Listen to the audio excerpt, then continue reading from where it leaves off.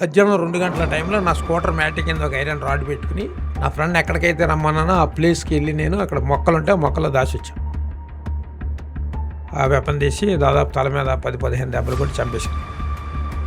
రేపు నాన్న పుట్టినరోజు కదరా, ఈ నైట్కి ఆ థియేటర్ వాంటర్ని చంపేసి నాన్నకు పుట్టినరోజు గిఫ్ట్గా ఇచ్చేద్దాం రానట్టు. అదే నా ఫ్రెండ్ అన్నాడు, రే ఇప్పటి వరకు తాడేపల్లిగూడలోనే గుండాబత్తుల గోపి అని పేరు తెలిసిరా, ఈ మర్డర్ కానీ మనం చేస్తే జిల్లా వ్యాప్తంగా మంచి పేరు వస్తుంది నీకంటే. నేను ఎందుకంటే వంగవీటి మోహన్ రంగా గారి యొక్క వీరాభిమాన్ని. ఆయన చనిపోయినప్పుడు తాడేపల్లిగూడెంలో మా మాజీ ఎమ్మెల్యే ఈల్ నాని వీధి చివరిన ఫస్ట్ నల్గొండ డిపో ఆర్టీసీ ఎఫ్ఆర్ బస్సును ఫస్ట్ తగలబెట్టింది నేనే గుడిలో. ఓకే. బ్లడ్ని చూసి ఆయన కంగారు పడి ప్రాణభయంతో పెద్ద పెద్ద కేకలేసి లోపల పారిపోయాడు. ఆయనకి లైసెన్స్డ్ రెవల్వర్ ఉండేది. అంతకుముందు మాకు తెలుసు కానీ మర్చిపోయాం తాగి. ఆ రెవల్వర్ పట్టుకుని వచ్చాడు ఆయన బయటికి. గన్ అట్టుకుని ఎలా యాగండ్రాన్ని పిలిచేటప్పటికి మరుసటి రోజు తాడేపల్లిగూడెంలోని వ్యాపారస్తులందరూ సాయంకాలం 6 గంటల నుంచి రాత్రి 9 గంటల వరకు మొత్తం షట్టర్లన్నీ బంద్ చేసి తాడేపల్లిలో పెద్ద ర్యాలీ చేశారు. అని పెద్ద యాజిటేషన్ చేస్తే అప్పుడు కొవ్వూరు నుంచి డిఎస్పీని, ఏలూరు నుంచి ఎస్పీని వచ్చారు. ఇలా నాకు 18 క్రిమినల్ కేసుల్లో తాడేపల్లిగూడెం టౌన్ పోలీస్ స్టేషన్లో నా ఫోటో పెట్టి నాకు 1990 సంవత్సరంలో రౌడీ షీట్ ఓపెన్ చేశాను. బెయిల్ పెట్టి తీసుకొచ్చిన మా అమ్మ నాన్న ఇలా కుర్చీలో కూర్చోబెట్టి వాళ్ళిద్దరు కింద కూర్చున్నారు. చెరగాలు పట్టుకుని ఏడుస్తున్నారు. ఈ స్నేహితులు తిరగటం మానేస్తావు, మమ్మల్ని ఏదైనా విషయం తగ్గి చచ్చిపోమంటావు అని. అప్పుడు నేను అన్నాను, మీరు ఎంత తొందరగా చచ్చిపోతానే అంత మంచిది. ఆ గుడి దగ్గరికి అతను వచ్చాడని మాకు ఒక ఇన్ఫర్మేషన్ వచ్చింది. భయపడి ఆడ గుడి పక్కన ఒక చెరువు అంటే రైస్ మిల్కి సంబంధించిన చెరువులోకి దూకేశాడు. మేము కూడా ఆ చెరువులోకి దూకి దాదాపు 32-33 నరుకులు నరికి చంపేశాం. 5గురిని చంపి తలకాయలు తీసుకుని ఒక గోను సంచులో పెట్టుకుని మరబోటు వేసుకెళ్ళి సముద్రంలో పడేసి వచ్చినాడు. ఆ తర్వాత అలా చాలామందిని, కొంతమంది డెడ్ బాడీస్ కూడా లేవు. అలాగే గుంటూరులో డాగల్ సీన్ అని ఉన్నాడు. డాగల్ సీన్ పేరు చెప్తే హోంమంత్రి కూడా భయపడే పరిస్థితులు ఆ రోజుల్లో. ఓకే అండి. 1997 సంవత్సరంలో నా స్నేహితులిద్దరికీ నాకు ముగ్గురికి కలిపి ఏలూరు జిల్లా కోర్టులో ఈ యావజ్జీవిత కారాగార శిక్ష విధించారు. ఓకే. సుప్రీంకోర్టులో కూడా అదే యావజ్జీవ కారాగార శిక్ష ఖరారై వచ్చింది. అదేంటంటే నాకు అర్థం కాలేదు. ఒక మానసికమైనటువంటి జబ్బు, విచిత్రమైన జబ్బు వచ్చింది నాకు. సాయంత్రం లాగప్పేసినా నిద్రపోయేవాడిని కాదు. ఆ కట్టడాల దగ్గర కూర్చుని అలా బయటికి చూస్తూ ఉండేవాడిని. నా కళ్ళ ముందు ఎన్నోసార్లు తెల్లారిపోతూ ఉండేది. ఎన్నో నిద్రలేని రాత్రులు గడిపా. అన్నం తినేవాడిని కాదు. అన్నం ప్లేట్ చూస్తే పురుగుల కింద కనబడేది. దాదాపు 12 కేజీలు బరువు తగ్గిపోయా. జన్మనిచ్చిన తండ్రి నా శత్రువులను చంపేయాలని కోరుకుంటే జైల్లోనే నా సమాధానం కొంటా అనుకుని బెడ్డింగ్ దగ్గరికి వెళ్తాను. బెడ్డింగ్ అవసరం లేదు, వెళ్ళరా అన్నాడు. రేపు నువ్వు రిలీజ్ అవుతున్నావు అని చెప్పాడు. నేను ఆలోచించాను, అంటే వాక్యం ద్వారా దేవుడు మాట్లాడతాడని అనేకులు చెప్తే విన్నాను, కానీ అది నా అనుభవంలోకి ఫస్ట్ టైం వచ్చింది. ఇప్పటికీ సెటిల్మెంట్లు ఏమైనా చేస్తున్నారా? ఒక బండి మీద గుండాబత్తులు గోపి అని రాసి ఎక్కడన్నా సెంటర్లో వదిలేస్తే ఎన్ని రోజులైనా ఆ బండి అక్కడే ఉండేదంట. అయితే ఒక ఊర్లో ఒక గుంపు మొత్తాన్ని వెలివేశారని తెలిసింది. అక్కడికి మీరు కూడా వెళ్ళారట. దాని గురించి ఏమైనా చెప్తారా? ఆఖరిగా ఈ సెషన్లో ఒక క్వశ్చన్ అడుగుతాను, తర్వాత మనం ర్యాపిడ్ ఫైర్లోకి వెళ్ళిపోదాం. జైల్లో టైం గడియారాలు ఉండవు. వాటర్ గారిని పిలిచి టైం ఎంత అయిందండి అంటే నైట్ 8 అంటాడు. 3 గంటలు పోయిన తర్వాత మళ్ళీ పిలిచి ఏమన్నా టైం ఎంత 8:05 అంటాడు. అంత కఠినంగా కొడుతుంది. అయితే చివరిగా ర్యాపిడ్ ఫైర్. భారత రాజ్యాంగంలో ఐపీసీకి 519 సెక్షన్లు ఉన్నాయి. తెలుసుకోకపోవడం వాడు తప్పు. Praise the Lord. ఈరోజు మన క్రిస్టియన్ పాడ్కాస్ట్ తెలుగు ఛానల్లో లీవ్ ఫర్ ద లార్డ్ అనే సిరీస్ ద్వారా 2వ ఎపిసోడ్కి అతిథిగా వచ్చిన వారు ఇవాంజలిస్ట్ గుండాబత్తుల గోపి గారు. ఒకప్పుడు అతని పేరు వింటే ప్రజలు భయపడేవారు. హింస, కేసులు, జైలు, అదే అతని జీవితం. అందరూ అతని కథ అక్కడే ముగుస్తుంది అనుకున్నారు. కానీ ఒకరోజు అతని జీవితంలోనికి వచ్చిన ఒక వ్యక్తి అన్నిటినీ మార్చేశాడు. ఒక నేరస్తుడు క్రీస్తు సాక్షిగా ఎలా మారాడు? ఇదే ఎపిసోడ్ 2, క్రిమినల్ టు క్రిస్టియన్. ఈ పాడ్కాస్ట్లో ఆయన సాక్ష్యంతో పాటు అనేక ప్రశ్నలకు అనుభవపూర్వకమైన సమాధానాలు వినబోతున్నాం. కాబట్టి ఆలస్యం చేయకుండా సువార్థికులు గుండాబత్తుల గోపి గారిని ఆహ్వానిద్దాం.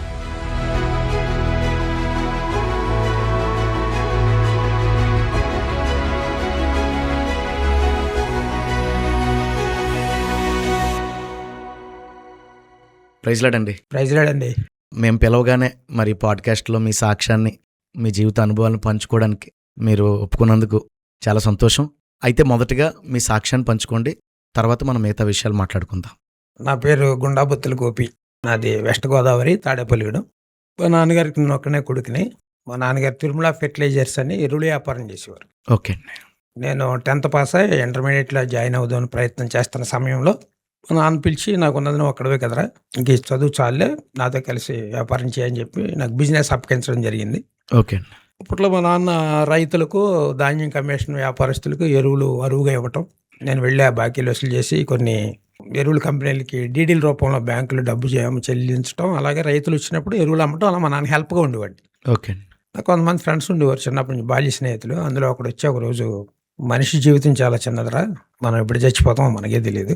కాబట్టి జీవితాన్ని హ్యాపీగా ఎంజాయ్ చేయాలిరా" అని చెప్పాడు. ఓకే. అప్పుడు నా వయసు 16, 17 అలా ఉండొచ్చు. ఓకే. జీవితాన్ని ఎంజాయ్ చేయటం అంటే ఏంటో నాకు తెలీదు ఆ రోజుల్లో. సరే నా స్నేహితుడిని ఎలా అని అడిగితే చెప్పాడు. విజయవాడ గాని, విశాఖపట్నం గాని, కాకినాడ గాని అలాంటి పెద్ద పెద్ద సిటీస్ ఎళ్లి రిలీజ్ సినిమాలు వస్తే చూడొచ్చు. నచ్చిన ఫుడ్ హోటల్స్‌లో తినొచ్చు. అలా మనకి ఏది కావాలంటే అది కొనుక్కోవచ్చు. అదే ఎంజాయ్ చేయటం అంటే అన్ని ప్రాంతాలు తిరిగి చూడటం అని చెప్తే నేను ఆ మాటలకు ఆకర్షితుడినై ఓకే అండి. ఆ షాప్‌లోంచి దొంగతనంగా మా తండ్రికి తెలియకుండా దొంగతనంగా డబ్బు పట్టుకుని వెళ్ళటం, స్నేహితులతో కలిసి సినిమాలకెళ్ళటం, సిగరెట్లు తాగటం, హోటల్స్‌లో నచ్చిన ఫుడ్ తినటం ఇలా తిరుగుతూ ఉండేవాడిని. ఓకే. మా నాన్న చిన్నప్పటి నుంచి కూడా ఆయన శివభక్తుడాయన. ఓకే.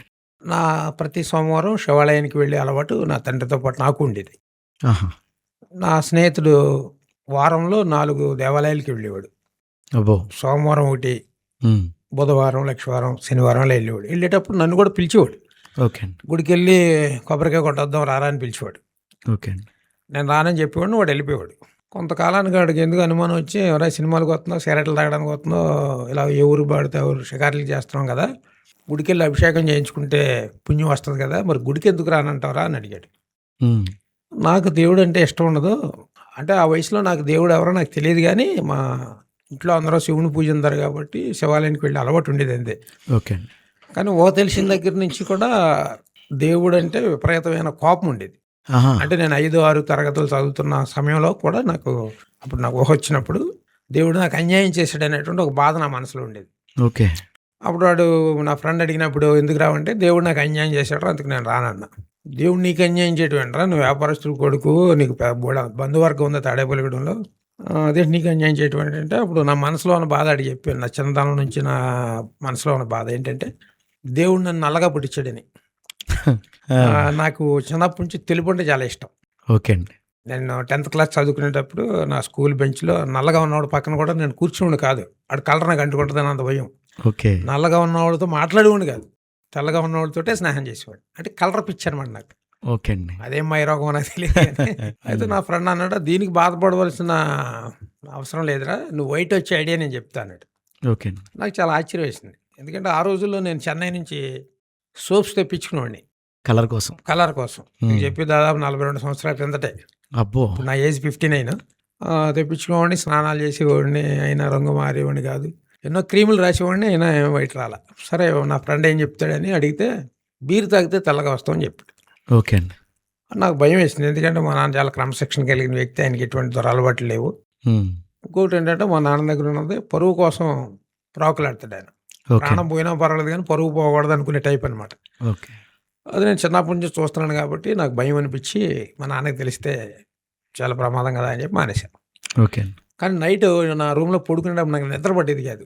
సీక్రెట్‌గా బీర్ తాగాలి, నేను వెయిట్ రావాలని. ఓకే అండి. ఒకరోజు నాకు ఒక ఐడియా వచ్చింది. తాడేపల్లిగూడెం నుంచి భీమవరం వెళ్ళే రోడ్‌లో ముదునూరు అనే ఒక పల్లెటూరు ఉంటుంది. అవును. అలా వేసవికాలం వరి చేలు కట్ చేసేసిన తర్వాత ఆ లోపల పొలాల్లో ఎవరు ఉండరు.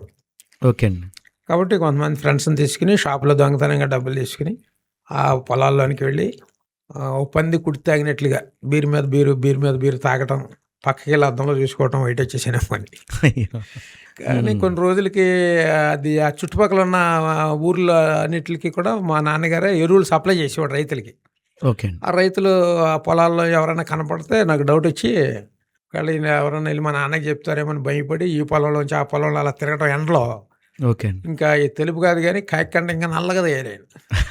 మా నాన్నకి తెలిసిపోయింది నేను దొంగతనంగా డబ్బు పట్టుకెళ్తున్నట్టు, హ్మ్. తాగుతున్నట్టు. ఒక రోజు బాగా కొట్టి మా నాన్న నన్ను షాప్ దగ్గర రావద్దు ఇంటి దగ్గరే ఉండని చెప్పి మానిపించేసాడు. ఆహా! కానీ మద్యానికి బానిసనైన నేను సాయంకాలం అయ్యేటప్పటికి మందు లేకుండా ఉండలేని పరిస్థితి వచ్చింది.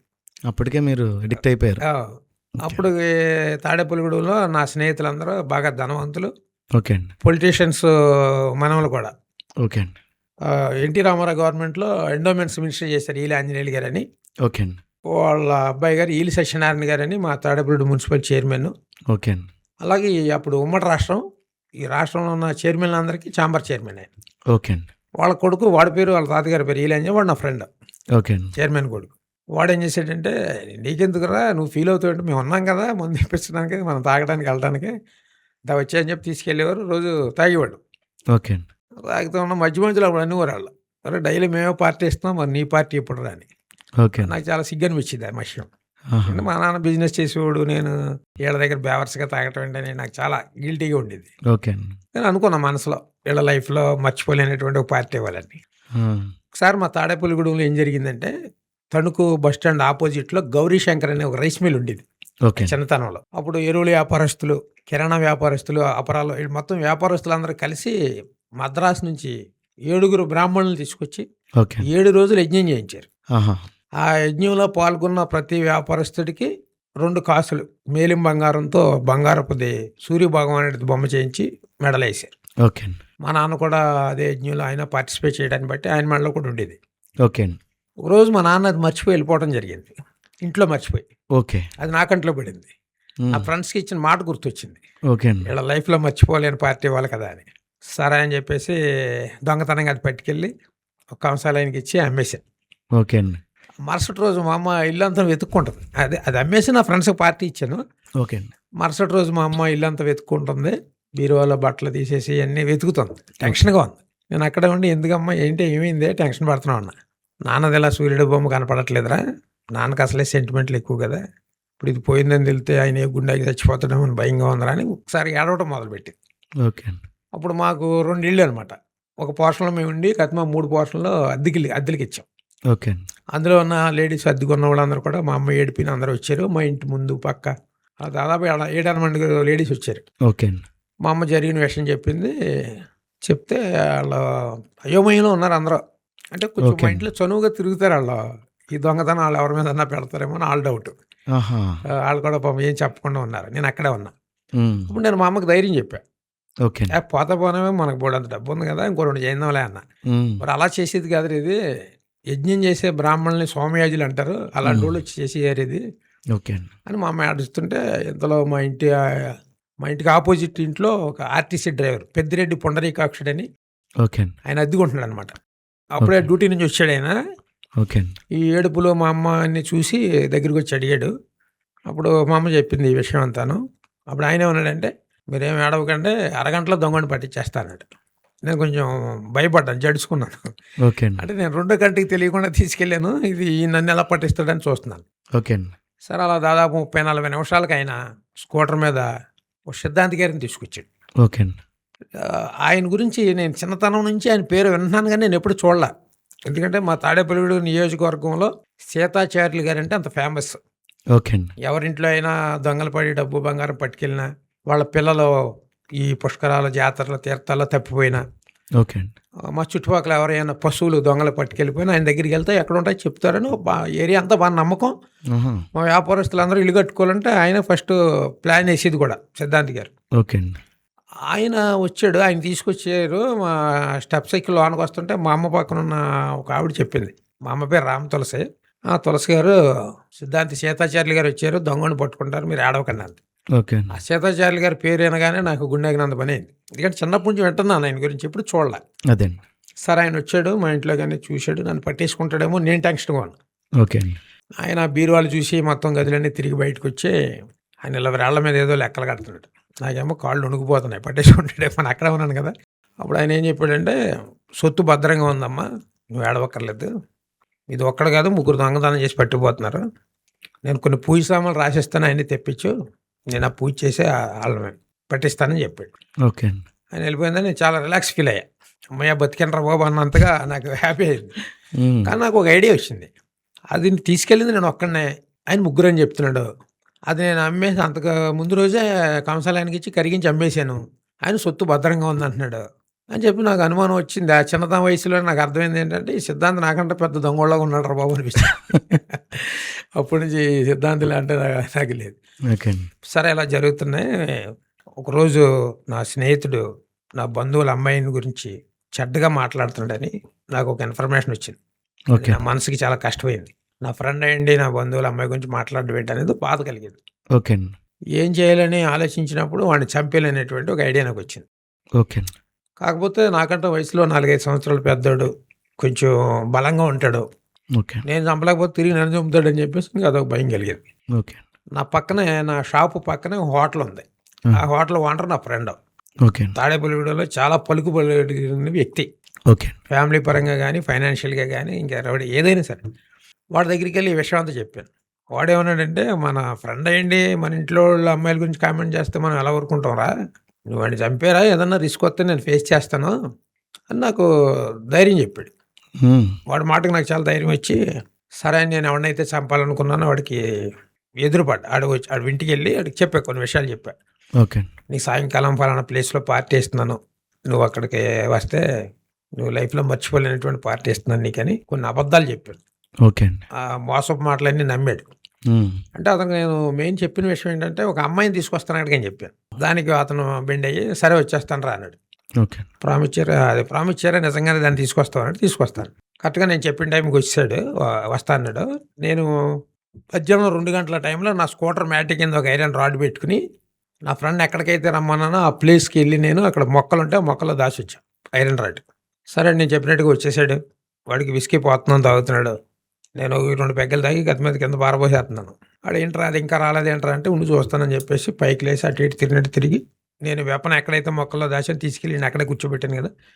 ఆ వెపన్ తీసి దాదాపు తల మీద 10, 15 దెబ్బలు కొట్టి చంపేశాను. ఫస్ట్ టైం అలా మర్డర్ చేసినప్పటికి మా నాన్న మెంటల్‌గా ఆయన డిప్రెస్ అయిపోయాడు ఆయన. మీ ఏజ్ ఎంత ఉంటదండి ఆ టైంలో? ఆ టైంలో నాకు 19 సంవత్సరాలు. 19 సంవత్సరాలు 19 సంవత్సరాలు.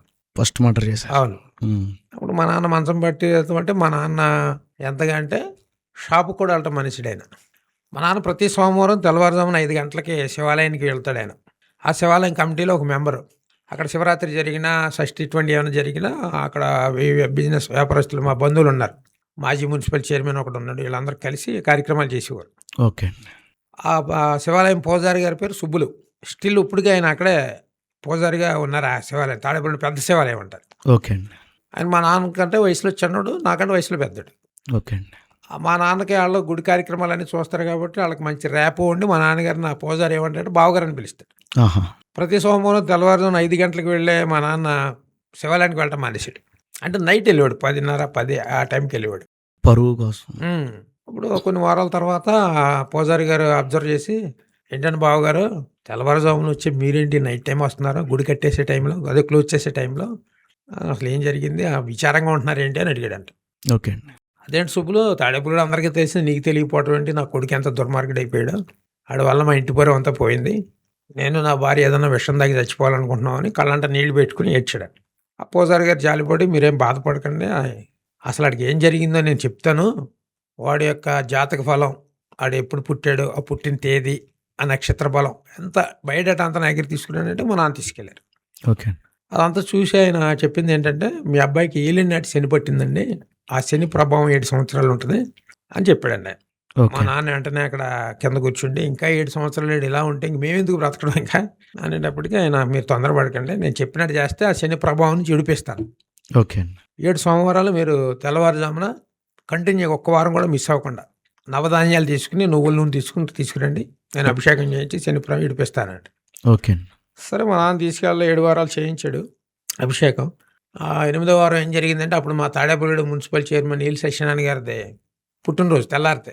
ఆళ్ళ అబ్బాయి వాడు నేను కలిసి బార్‌లో నైట్ 12, 1 గంట దాకా ఫుల్‌గా తాగున్నాం. అంటే బ్యానర్లు కడుతున్నారు ఊరంతా. ఓకే అండి. మేము నిలబడటానికి కూడా ఓపిక లేదు. అంత అలా తాగేసున్నాం. ఆ టైంలో మరొకడు త్రాగడం కోసం వచ్చాడు. ఓకే అండి. వాడు మా చైర్మన్ కొడుకుతో ఏమన్నాడంటే, "ఒకప్పుడు మీ ఇంట్లో పవర్ లేదండి. ఇప్పుడు మీ నాన్నమ్మ ఎమ్మెల్యే, మీ తాతగారు మినిస్టరు, మీ నాన్న ఏకంగా ఏపీ ఛాంబర్‌కే చైర్మన్. ఇంత పవర్ మీ ఇంట్లో పెట్టుకుని నన్ను అలా వదిలేసారేంటండి" అన్నాడు. నా స్నేహితుడు అన్నాడు, "ఎవరినిరా వదిలేయటం ఏంట్రా" అన్నాడు. "అదేనండి మన తణుకు రోడ్లో లక్ష్మీనారాయణ టాకీస్ అని సినిమా హాల్ ఉంది కదా! ఆ థియేటర్ ఓనర్ గారు ఎలిశెట్టి నారాయణమూర్తి గారని, ఆయన మొన్న ఎలక్షన్ టైంకి మీ నాన్న మీదకి ఒక 40, 50 మందిని కర్రలు అన్ని కత్తులు పట్టుకుని గొడవకొచ్చాడండి" అని చెప్పి.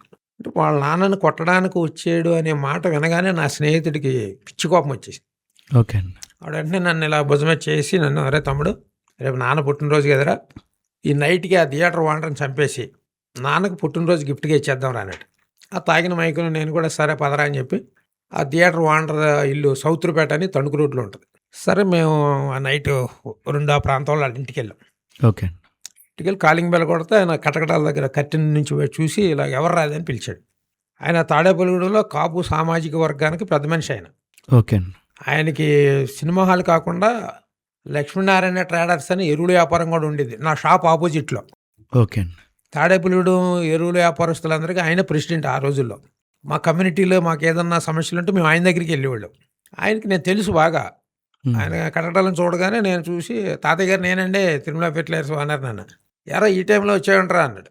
అంటే వాళ్ళకి మాకు కలిపి గొడౌన్స్ ఉండే అనమాట. లారీలో ఎరువులు వస్తే దింపుతూ ఉండేవాడు. ఓకే. సార్ వస్తున్నానండి లోపలికి వెళ్ళి తాళం తీసి బయటకు వచ్చాడు. ఓకే. మేము బాగా అన్కాన్షియస్లో ఉన్నాం, బాగా తాగి ఉన్నాం. అసలు ఒక మనిషి ముగ్గురు కింద కనపడేలాగా ఉంది పరిస్థితి. ఆయన చంపడానికి వెళ్ళాం కానీ కత్తులు పట్టుకెళ్తాం మర్చిపోయాం. ఓకే. నా చేతిలో ఒక బిస్లరీ సోడా సీసా ఉంది, అందులో మందు లైట్గా సిప్ చేస్తూ ఉన్నా సార్. అది ఆయన బయటకు వచ్చేటట్టుగా ఆ సీసా గోడకేసి పగలగొట్టి అప్పటికి ఆయనకు అర్థమైపోయింది ఇదేదో గొడవకు వచ్చాడు. మా చైర్మన్ కొడుకుని చూడగానే మా చైర్మన్ పెద్ద పెద్ద కేకలు పట్టేసుకున్నాడు గట్టిగా. ఇద్దరు కలిసి కిడ్డే కింద పడ్డారు. పొడిచేటప్పటికి అది ఆయనకి కడుపులో పొడిస్తే ఆయన అంటే తిరగడం వల్ల భుజంలో కూర్చుపోయింది ఆయనకి.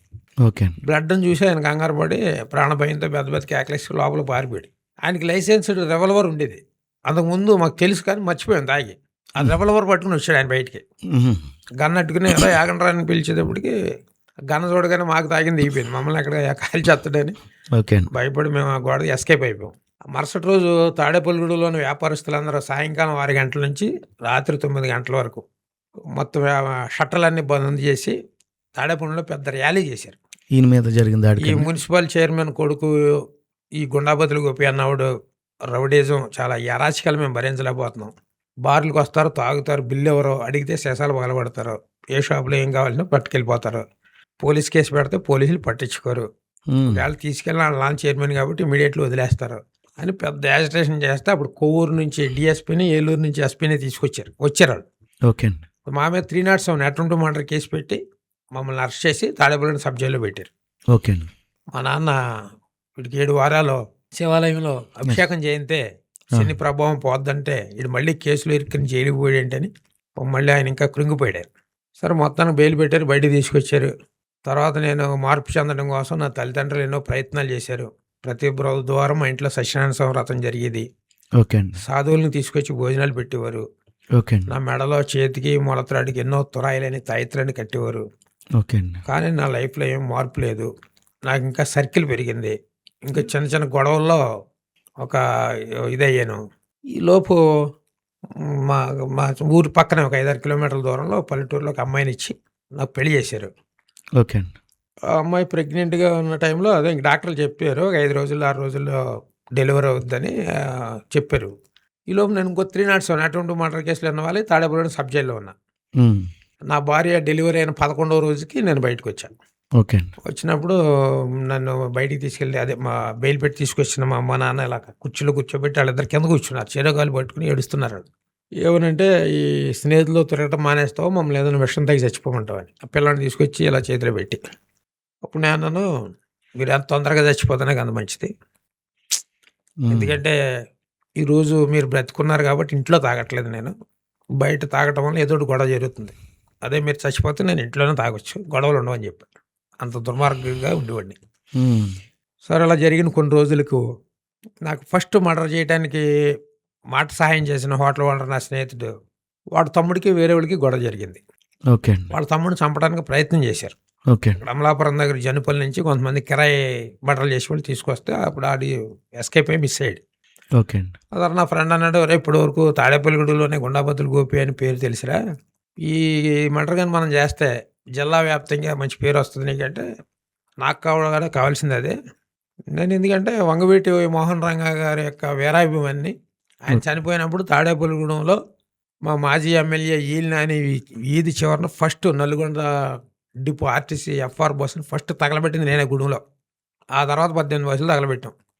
రంగా గారు అంటే నాకు ప్రాణం. ఎందుకంటే మా చైర్మన్ ఇంటికి వచ్చినప్పుడు ఆయనకు భోజనం వడ్డించడం కానీ దగ్గరుంటే ఆయన ఫాలోయింగ్ అంత కళ్ళతో దగ్గరుండి చూసినండి. ఆయన మర్డర్ కేసులో విజయవాడ జైల్లో అంటే వెళ్ళి ఇంటర్వ్యూ పెట్టుకుని ఆయన సొత్తకు కూడా వెళ్ళి వచ్చినండి నేను. రంగా గారు కూడా ఒక మర్డర్ కేసులో ఒక కారుని దాయటానికి మా తాడేపల్లిగూడెం తీసుకొచ్చినప్పుడు మా చైర్మన్ ఇంటికి, దాన్ని నేను మా చైర్మన్ కొడుకులో నైట్ ఆ కారు తీసుకెళ్ళి మా గడ్డిమెంట్లో దాచిచ్చాం పాలకొల దగ్గర.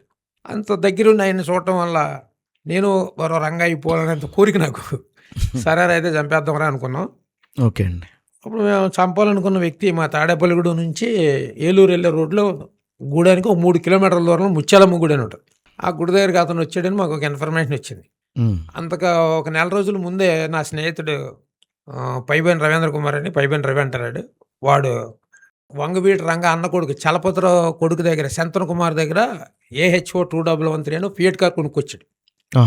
ఆ ఫియట్ కార్లో నా స్నేహితులు ఇద్దరు సొంత అన్నదమ్ములు, నేను ముగ్గురం ఆ గుడి దగ్గర వీడు ఉన్నాడని ఇన్ఫర్మేషన్ తెలుసుకుని అక్కడికి వెళ్ళాం. ఓకే. వెళ్ళేటప్పటికి మేము అనుకున్నట్లుగా గుడి దగ్గరే ఉన్నాడు కొబ్బరికాయ పట్టుకుని. మేము కార్ డోర్లు తీసుకుని దిగేటప్పుడు మా చేతిలో ఉన్న పట్టాకత్తులు చూసి భయపడి ఆడ గుడి పక్కన ఒక చెరువు ఉంది, అంటే రైస్ మిల్కి సంబంధించిన చెరువులోకి దూకేశాడు. ఓకే. మేము కూడా ఆ చెరువులోకి దూకి దాదాపు 32-33 నరుకులు నరికి చంపేశాం. ఆ తర్వాత మరలా మమ్మల్ని పోలీసులు అరెస్ట్ చేయడం, రాజమండ్రి సెంట్రల్ జైలుకి రిమాండ్కి పంపించడం, 9 నెలల తర్వాత బెయిల్ రావటం, హైకోర్టు బెయిల్. ఇలా నాకు 18 క్రిమినల్ కేసుల్లో తాడేపల్లిగూడెం టౌన్ పోలీస్ స్టేషన్లో నా ఫోటో పెట్టి నాకు 1990 సంవత్సరంలో రౌడీ షీట్ ఓపెన్ చేశారు. అప్పటి నుంచి నేను ఆదివారం సంతకాలు పెడతాం, వాయిదాలకి తిరగటం ఇలా జరుగుతుంది. మొత్తానికి ఏమైందంటే 1997 సంవత్సరంలో నా స్నేహితులిద్దరికీ నాకు ముగ్గురికి కలిపి ఏలూరు జిల్లా కోర్టులో ఈ ముత్యాలమ్మ గుడి దగ్గర మర్డర్ కేసులో మాకు యావజ్జీవిత కారాగార శిక్ష విధించారు. లైఫ్ టైమ్ శిక్ష పడింది. ఓకే అండి. రాజమండ్రి జైలుకి తీసుకెళ్ళిపోయారు. జైలుకి వెళ్ళినా కూడా కొంచెం కూడా ఏమీ ఫీల్ అవ్వాల. మన వెనకాల మన బ్యాక్గ్రౌండ్ పెద్దదే. హైకోర్టు అప్పుడు హైదరాబాద్లో ఉండేది, ఉమ్మడి రాష్ట్రం కదా. ఓకే. అప్పీల్ చేస్తారు, మళ్ళీ ఏదో రకంగా బయటికి తీసుకెళ్తారని. కొంతకాలానికి హైకోర్టులో కూడా మా ముగ్గురికి అదే లైఫ్ సెంటెన్స్ కన్ఫర్మ్ అయింది.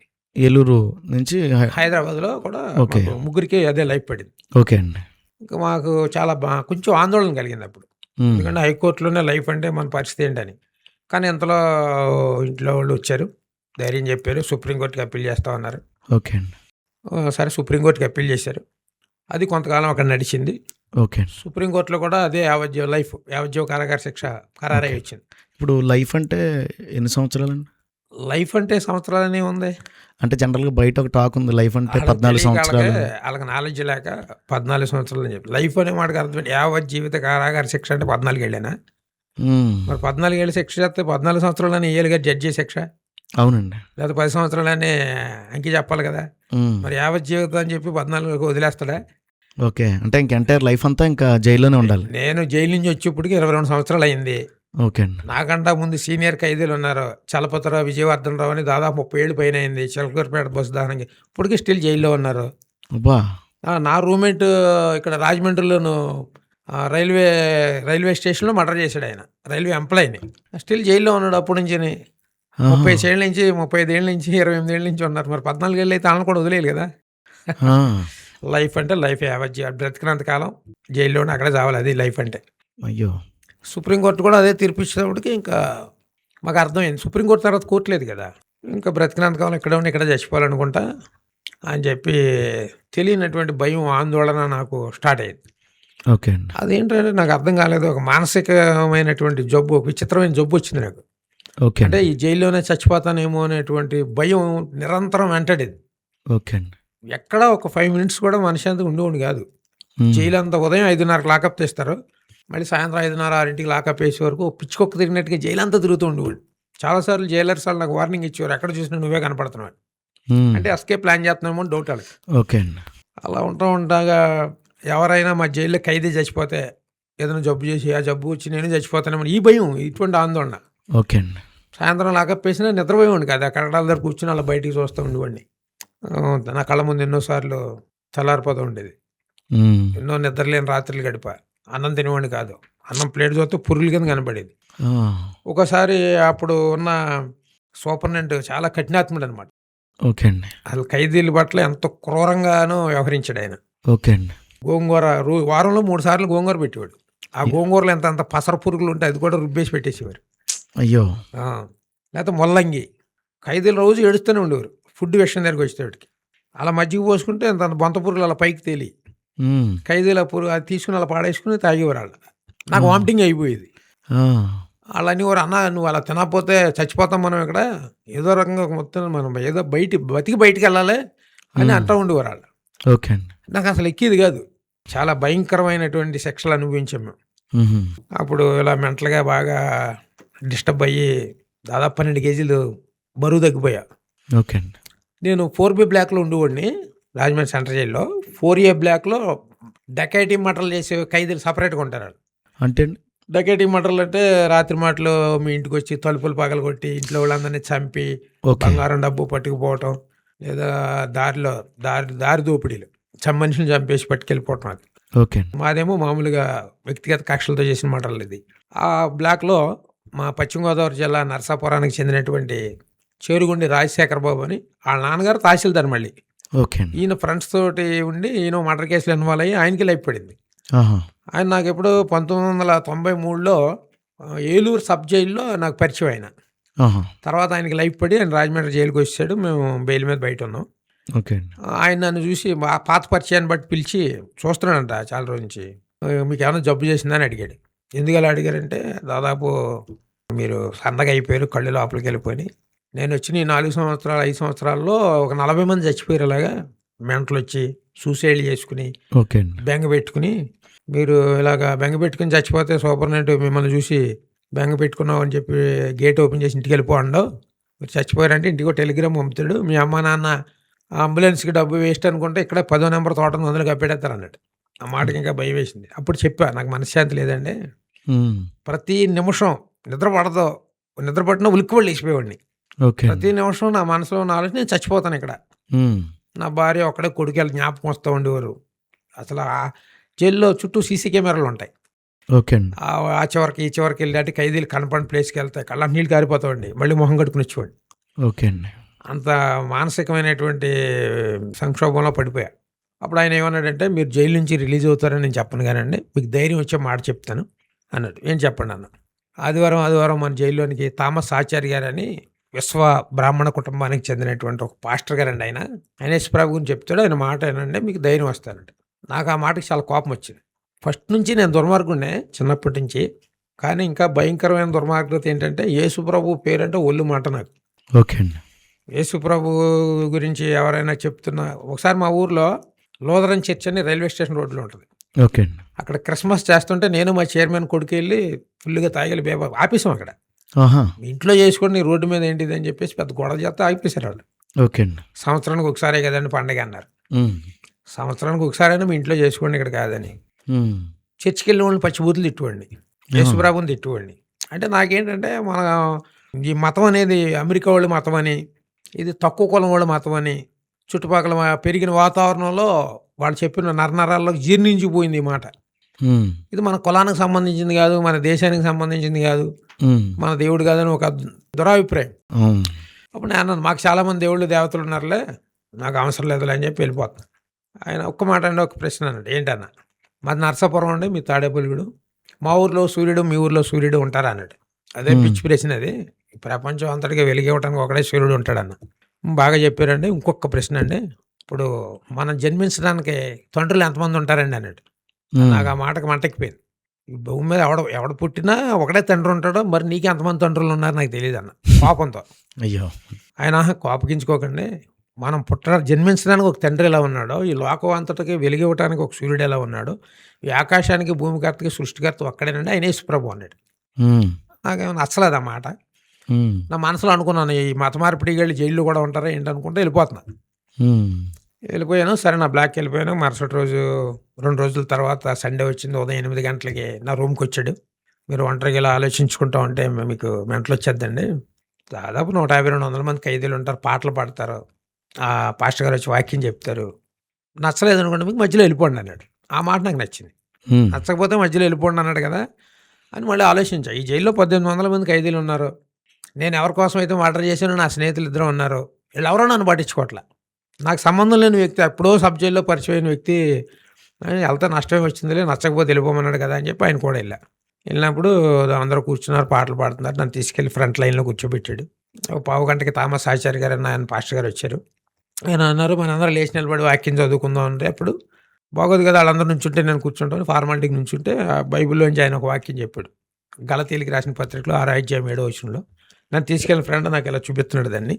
అందులో ఏముంటుందంటే, మోసపోకుడి, దేవుడు వెక్కిరింపబడడు, మనుషుడు ఏమి విత్తనో ఆ పంటను కోయను అని దాని గురించే చెప్తూ, ఇప్పటి వరకు ఉపధ్యాయ అనేటువంటి ప్రవక్త రాసినటువంటి ఒకే ఒక అధ్యాయం ఉంటుంది 15వ వచనంలో. ఇప్పటి వరకు నువ్వు ఏదైతే చేసావో అదే నేను ఎత్తి మీదకి వస్తాను చెప్పాడు. నాకు కొంచెం షివరింగ్ వచ్చింది. నువ్వు ఏది విత్తుతావు అది కోసుకుంటావు అన్న దాంట్లో ఆయన బాగా ఎక్స్‌ప్లెయిన్ చేశాడు. ఓకే. అప్పుడు నాకు ఆలోచన వచ్చింది. ఇప్పటివరకు నేనేం చేశాను? 3 మర్డర్‌లు చేశాను, 4 అటెంప్ట్ మర్డర్‌లు చేశాను. ఇంకా కొన్ని కేసులు మొత్తం 18 కేసుల్లో కొన్ని కుటుంబాలను నాశనం చేశాను. అంటే నా నెత్తి మీదకి రావటం అంటే నేను జైల్లో చచ్చిపోతాననమాట అని ఆలోచిస్తున్నా. ఓకే అండి. అంటే అప్పుడు ఆయన ఏం చెప్పాడంటే, "నువ్వు ఇప్పుడు ఒక హంతకుడిగానో, ఒక దొంగగానో, నేరస్తుడిగా జైలుకొచ్చావు శిక్ష పడి. కొన్ని సంవత్సరాలు జైలు చేసిన తర్వాత ప్రభుత్వం ఒకవేళ దయ తలిచి నీకు క్షమాభిక్ష పెట్టి, నీ సత్ప్రవర్తన చూసి నిన్ను విడుదల చేయొచ్చు ప్రభుత్వం. కానీ అసలైన జైలు ఒకటి ఉంది, పాపం అనే జైలు. ఆ జైలు నుంచి రిలీజ్ అవ్వకుండా చస్తే గనక నీకోసం భయంకరమైనటువంటి ఒక పాతాళం కాసు కూర్చుని ఉంది. ఎవడైనా చచ్చిపోతే ఈ లోకంలో 2 స్థలాలకు వెళ్ళాలి. ఒకటి ఓకే. నరకం, ఒకటేమో మోక్షం. నరకం అనేది సినిమాల్లో చూపించినట్లుగా అక్కడ ఏదో బజ్జీ లేపినట్టు ఆపడం, కితకితలు పెట్టడం కాదు. ఓకే. యేసుప్రభు చెప్పాడు అక్కడ అగ్ని ఆరదో పురుగు సావదని. అక్కడ నువ్వు ఎప్పుడూ కాలుతూనే ఉంటావు కానీ సావవు. అలాంటి భయంకరమైన శిక్ష పాపి కోసం కాసి కూర్చుని ఉంది. ఓకే అండి. కానీ నీ తల్లి గర్భంలో నిన్ను సృష్టించిన దేవుడు నువ్వు అలాగా నీ పాపంలో చచ్చి నువ్వు కాలిపోవటం ఆయనకి ఇష్టం లేదు. ఓకే. అందుకే ఈ బైబిల్ గ్రంథంలో ఒక మాట చెప్పాడు. యెహెజ్కేలు గ్రంథం 18:23 వచనంలో, దుష్టుడు మరణం నొందుట చేత నాకేమైనా సంతోషం కలిగినా వాడు తన ప్రవర్తనను మార్చుకుని బ్రతకడమే కదా నాకు సంతోషం అంటున్నాడు. ఓకే అండి. నువ్వు పాపంలో చేస్తే దేవుడు సంతోషించేవాడు కాదు. నువ్వు ప్రవర్తన మార్చుకుని నువ్వు బ్రతికితే ఆయన సంతోషిస్తాడు. కానీ నీ ప్రవర్తన నీ అంతటి నువ్వు మార్చుకోలేవు. ఓకే అండి. యిర్మీయా ప్రవక్త కూడా ఆ మాటలు చెప్తాడు. నరులు సన్మార్గంను ఏర్పరచుకుంటే వారి వశంలో లేదని. అలాగే బైబిల్లో ఒక వ్యక్తి ఇంకొక వ్యక్తి అంటాడు, నా శరీరం అందు మంచిది ఏది నివసింపదని నేను ఎరుగుదునని. కానీ మనంతటా మనం ప్రవర్తన మార్చుకోలేం. మనం మార్చేసుకునేలాగా ఉంటే అసలు దేవుడితో మనకు పని లేదు. అవునండి. ఆ మాట నాకు కనెక్ట్ అయ్యింది. ఎందుకంటే నా నా నా భార్య, మా అమ్మ ఇలా ముగ్గురు, ఈ చిన్న పిల్లడు నా కొడుకు వసంతరాయుడు అన్ని తీసుకొచ్చారు అంతప్పుడు. ముగ్గురు మీద ఒట్టేయమనేవారు తాగనని. నేను ముగ్గురు మీద నెత్తి మీద చెయ్యేసి ప్రమాణకం చేసేవాడిని ఇక నుంచి ఈ రోజు నుంచి తాగనని. మా మెట్లు దిగుతా అనుకునేవాడిని అంటే ఒట్టి తీసి గట్టి మీద పెట్టేసి మళ్ళీ తాగేసేవాడిని. అయ్యో! అంటే నా ప్రవర్తన మార్చుకోవటం నా వల్ల కాదు. సాయంత్రం అయ్యేటప్పుడు తాగలేకపోతే ఉండలేని పరిస్థితి. కనుక యేసుప్రభు నీ ప్రవర్తన మార్చడానికి 2000 సంవత్సరాల కిందట ఈ భూమి మీదకి వచ్చాడు ఆయన. ఓకే అండి. ఆయన భూమి మీదకి వచ్చి 33.5 సంవత్సరాలు బ్రతికాడు. ఆయన బ్రతికిన కాలంలో ఈ ప్రపంచానికి 2 ప్రశ్నలు అడిగాడు ఆయన. అప్పటి నుంచి ఇప్పటివరకు ఎవడో కూడా వాటికి ఆన్సర్ చేయలేకపోయాడు. శాస్త్రజ్ఞులు కానీ, పండితులు కానీ, ధర్మశాస్త్రోపదేశకులు కానీ, వేదాంతులు ఎవరైనా సరే యేసుప్రభువులో ఆయన అడిగిన ప్రశ్నకి ఎప్పుడూ చెప్పలేకపోయాడు. ఆయన అడిగిన మొదటి ప్రశ్న ఏంటంటే, నాలో పాపం ఉన్నదని మీలో ఎవడు నిరూపించగలడు? అంటే యేసుప్రభువులో పాపం ఉందని. అవునండి. అలా చాలామంది బ్రాహ్మణోత్తములు, పండితులు, జ్ఞానులు అన్నవాళ్ళు యేసుప్రభువులో నలకంతైనా పాపం పట్టుకోవాలని బైబిల్ చదివి వాళ్ళ పాపాలే అందులో కనపడి తిరిగి వాళ్ళే యేసుప్రభుకి సరెండర్ అయిపోయారని. అంటే ఒక పాపి అయిన మనిషిని రక్షించాలంటే పాపం లేని దేవుడు కావాలి. నీకు నాకు జన్మ కర్మలో పాపం ఉంది. ఆయన పుట్టుకలో పాపం లేదు. కన్య మరియ గర్భాన్ని ఆయన ఉద్భవించాడు. ఓకే. కాబట్టి ఆయన అడిగిన మొదటి ప్రశ్నకి ఎవడ సమాధానం చేయాలి. రెండో ప్రశ్న ఏంటంటే, మీలో పాపం చేయనోడు ఎవడైనా ఉన్నాడా? మీలో పాపం చేయనోడు ఏ మనిషి అయినా అంతరాత్మను మోసం చేసుకుని పైకి నూరే నేను పాపం చేయలేదు, నేను పాపని కదా అనుకోవచ్చాడు. కానీ ఆడు మనస్సాక్షిని మోసం చేసి చెప్పే మాట ఇది. అవునండి. ప్రతి ఓడికి ఆలోచనలో, ఊహల్లో, తలంపుల్లో, మాటల్లో అసూయ, ద్వేషాలతో ఎన్నో రకరకాలుగా హృదయం చెడిపోయి పాపులుగా ఉన్నారు. కాబట్టి అటువంటి పాపిని రక్షించడానికి పాపం లేని పరిశుద్ధుడు, నీతిమంతుడు, ప్రేమమయుడు అయినటువంటి దేవుడు కావాలి. ఆయన ఈ లోకానికి వచ్చినప్పుడు ఏం చేశాడంటే, నీకు బదులుగా సిలువ వేయబడ్డాడు. ఆయన అమూల్యమైన రక్తం కార్చాడు, చనిపోయాడు సిలువ. యాక్చువల్గా నువ్వు చావాలి ఆ ప్లేస్లో, కానీ ఆయన చచ్చాడు అన్నారు. ఆ మాట నా గుండెలను బలంగా తాకింది. దానికి ఒక రీజన్ ఉంది. అప్పటికి నాకు శిక్ష పడలేదు, జైలుకి వెళ్ళలేదు. నా ఫ్రెండ్స్తో కలిసి ఒక సాయంకాలం ఏదో పార్టీకి వెళ్ళడానికి నా ఫ్రెండ్ ఒకడు కారు వేసుకొచ్చాడు, బయట ఉన్నాడు. నేను మా ఇంట్లోంచి బయటకు వచ్చాడు. మా నాన్న అడిగాడు, ఎక్కడికి వెళ్తున్నారో నువ్వు అని.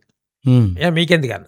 ఇప్పుడు మా నాన్న ఏమన్నాడంటే, నేను ఎవడైనా పొడిచి చంపేస్తే బాగుండరా, మాకు ఈ దరిద్రం వదిలిపోను అన్నాడు. ఆ మాట నాకు గుర్తొచ్చింది అక్కడ. జన్మనిచ్చిన తండ్రి నా శత్రువులను చంపేయాలని కోరుకుంటే సాక్షాత్తు సృష్టికర్త అయినటువంటి దేవుడు నా కోసం ప్రాణం పెట్టాడా? చుట్టూ కదా అంతా ఖైదీలు కదా, నా మోకాళ్ళలో తలకాయ పెట్టుకుని కుళ్ళు ఏడ్చే చాలాసేపు. అని నాకు తెలియదు నేను చేసింది అంత పాపం అని. ముందు ఎంజాయ్ చేస్తున్నాం, ఎదురొచ్చాడంటే బలం అంతా చంపుతున్నాం, ఇదంతా పాపం నాకు తెలియదు. ఎవడో చెప్పలేదు కూడా అప్పటి వరకు. తల్లిదండ్రులే గుడికెళ్ళి ఎవడో మనకి అలాగే చదివారు, మనకు అర్థమయ్యేది కాదు, వచ్చేసేవాడు అంతే పాపం పోయిందని. అప్పుడు అర్థమైన తర్వాత ఎంతో పశ్చాత్తాపం అడిగినప్పుడు అప్పుడు మళ్ళీ ఇంకొక థాట్ వచ్చింది, ఇంకో ఆలోచన. యేసుప్రభు నిన్నెందుకు క్షమించాడో, ఆయన తిట్టావు, ఆయన భక్తులను తిట్టావు, ఆయన క్షమించలేదు. నిజంగా ఇది నా లైఫ్‌లో ఒక వండర్ అనమాట. ఓకే. ఇదొక చాలా ఆశ్చర్యం ఇది. జరిగే కాన్సిక్వెన్స్ మీకు నేను ఎక్స్‌ప్లెయిన్ చేయలేను గానీ, నేను లోపల ఏమనుకుంటున్నానో అక్కడి నుంచి ఆయన మాట్లాడుతున్నాడు. హ్మ్. నా మనసులో ఇప్పుడు ఇలా నాకు అనిపించింది యేసుప్రభు క్షమించడని. ఆయనే చెప్తున్నప్పుడు నువ్వు ఎంతటి పాపివైనా సరే, నువ్వు పశ్చాత్తాప హృదయంతో ప్రభు దగ్గర ఒప్పుకుంటే 86 కీర్తన 5 వచనంలో చెప్పాడు. ఆయన క్షమించుటకు సిద్ధమైన మనసు కలవాడు. యేసుప్రభు క్షమించలేనటువంటి పాపి ఎవడో లేడు అంటున్నాడు. నేను ఇది ఆలోచిస్తున్నాను ఆయన నన్ను క్షమించడని ఆయన ఇది చెప్పాడు. ఓకే. నాకు ఆన్సర్ దొరికేసింది. నాకు తెలిసిపోయింది ప్రభువు నన్ను క్షమించి ఆయనే నిజమైన దేవుడని నేను అర్థం చేసుకున్నాను. అలా విధంగా నేను యేసుప్రభు రక్తంలో కడగబడటం ద్వారా ఆయన రక్షణ పొందాను. తర్వాత జైల్లో ఉంటూ బైబిల్ చదవటం, ఆదివారం వెళ్ళటం, నాకు తెలియని విషయాలు నా సీనియర్ అయినటువంటి రాజశేఖర బాబుని అడగటం, లేదా ఆదివారం వచ్చే తావాస్ ఆచార్య గారిని అడగటం. ఎక్కువ టైం రోజుకి 8 గంటలు 9 గంటలు బైబిల్‌తోనే గడపటం. ఓకే. అప్పుడు సూపరింటెండెంట్ గారు మంచి ఆయన. నాకు వర్క్‌షాప్‌కి వెళ్ళకపోయినా ఏమనేవాడు కదా ఆయన. హ్మ్. బైబిల్‌లో నేను ఆదికాండంలో యేసేపు అనే అతను చరిత్ర చదివినప్పుడు జైల్లో నా లైఫ్ అంతే. సేమ్ ఆయనకి ఎలా జరిగిందో నాకు అంతే. మా సూపరింటెండెంట్ నన్ను బాగా లైక్ చేసేవాడు. వాళ్ళతో షటిల్ ఆడేవాడిని. హుహు. మిగతా ఖైదీల గురించి చెప్పి నన్ను చూడమనేవాడు. హ్మ్. తర్వాత ఆఫీసర్స్ అందరితో షటిల్ ఆడేవాడు. చాలా క్లోజ్‌గా ఉండేవారు. విశ్వేశ్వరరావు గారని జైలర్ గారు ఉండేవారు. బయట 7 మర్డర్లు చేసినా 10 మర్డర్లు చేసినా ఆయన చూడగానే ప్యాంట్ తడిసిపోవాల్సిందే. హుహు. ఆయన అందరూ పులొస్తుంది అనేవారు జైల్లో. అలాంటి విశ్వేశ్వరరావు బ్రాహ్మణుడు అనమాట ఆయన. రిటైర్ అయిపోయి రాజమండ్రిలో ఉంటున్నారు. ఓకే. ఆయన టవర్ అంటే మాకు జైలుకి మధ్యలో ఉంటుంది అడ్మినిస్ట్రేషన్ ఆఫీస్ అది. అక్కడ సిఐ పోస్ట్ అనమాట ఆయన జైలర్, పెద్ద జైలర్ అంట. ఓకే. నాకు ఆత్మ మైక్లో 4202 గుండాబత్తులు గోపి ఎక్కడున్న టవర్ దగ్గర రావాలని గౌరవించేవాడు ఆయన. మిగతా వాళ్ళు భయపడిపోయారు. అంటే ఏదన్నా చేసాడేమో ఇటు అది పనిష్మెంట్ కోసం వెళ్తారేమో అని. కానీ ఆయన అక్కడ కూర్చోబెట్టి చాలాసేపు మాట్లాడేవాడు నాతోటి. నేను తర్వాత కొత్త నిబంధన చదివినప్పుడు నాకు ఇది ఎవరైతే ఉంటాడు కదా పౌలు మాట్లాడతాడు ఫెలిక్స్ భయపడి తర్వాత చెప్తే కానీ వెళ్ళిపోంటారు కదా, అలా వెళ్ళిపోమని కూడా. అలా నా లైఫ్లో నేను దాన్ని అదే నాకు అన్వయించుకున్నాను జోసెఫ్ స్టోరీ. ఓకే. అంత ఖైదీలతో కానీ మిగతా ఖైదీలు అన్న అని వదిలేవారు కాదు. మిగతా బ్లాకుల నుంచి ప్రేయర్ చేయించుకుంటూ వచ్చేవారు బైబిల్ గురించి. ఇంకా గొప్ప విచిత్రం ఏంటంటే జైల్లో బైబిల్ చదివి జైల్లోనే ఆదివారం ఒకరోజు వస్తారు పాస్టర్ గారు. ఉత్తర రోజుల్లో ఖైదీలకి వాక్యం కూడా షేర్ చేసుకుంటూ ఉండేవాళ్ళు. అలా దేవుడు గొప్ప కార్యం చేశాడు నా జీవితంలో. నిజమే దేవుడు నా నేత్రాలు తెరవబడి. లాస్ట్లో ఏమైందంటే రాజశేఖర రెడ్డి గారు సీఎం అయ్యాడు. నేను సీఎం అయిన సందర్భంగా సత్ప్రవర్తనతో 10 సంవత్సరాల శిక్షాకాలం పూర్తి చేసిన జీవిత ఖైదీలకి నేను క్షమాభిక్ష పెడతానండి. అది అధికారం సీఎంకి ఉంది. Okay. Life supreme court judge life వేసిన తర్వాత దాన్ని మార్చడానికి ఎవరికి లేదు ఇంకా. కాకపోతే రాష్ట్ర ప్రభుత్వానికి సీఎంకి ఉంది దానికి. అలాగే ఉరి శిక్షను రద్దు చేయడానికి రాష్ట్రపతికి ఉంది అధికారం. అవునండి, అవును. సరే ఆయన అన్నాడు మా జైలు నుంచి దాదాపు 205 మంది లిస్టు సెక్రటేరియట్కి జానారెడ్డి గారు హోంమంత్రి పంపమంటం వెళ్ళింది. ఓకే. ఆగస్టు 15వ తారీఖు నాడు మా 550 మంది లైఫర్స్ ఉన్నారు మొత్తం. అందులో 205 మంది సెలెక్ట్ అయ్యారు. నాకు 10 years కంప్లీట్ అయింది. ఓకే. ఆగస్టు 13 శుక్రవారం సాయంత్రం మా జైలు సూపరింటెండెంట్ సాయినాథ్ రెడ్డి గారు, మా జైలు డీఐజీ మహేందర్ రెడ్డి గారు వచ్చి ఈ వేరు బ్లాక్లో ఉన్న వాళ్ళని రిలీజ్ చేయడం మనకి చాలా కష్టం, వీళ్ళందరినీ 1 year బ్లాక్ అని సినిమా హాల్ అంత ఉంటుంది, ఓకే, అందులోకి మమ్మల్ని మార్చేసి ఆ బ్లాక్లో ఉన్న ఖైదీలని మిగతా బ్లాకులకి పంపించేశారు. ఓకే. శనివారం సాయంత్రం భోజనం పెట్టారు 5:30కి, 6ంటికి లాకప్ వేశారు. తెల్లవారితే రిలీజ్ అవుతా ఉన్నటువంటి హ్యాపీ మూడ్లో ఉన్నాం.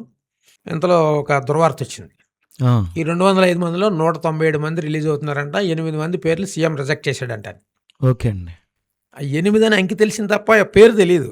ఓకే. కాబట్టి 205 మందికి టెన్షన్ పెట్టుకుంది. నా పేరు తీసేయడమో, నాకు భయం, వాడి పేరు అలా అంత భయంకరమైన వాతావరణాన్ని ఫేస్ చేసాం.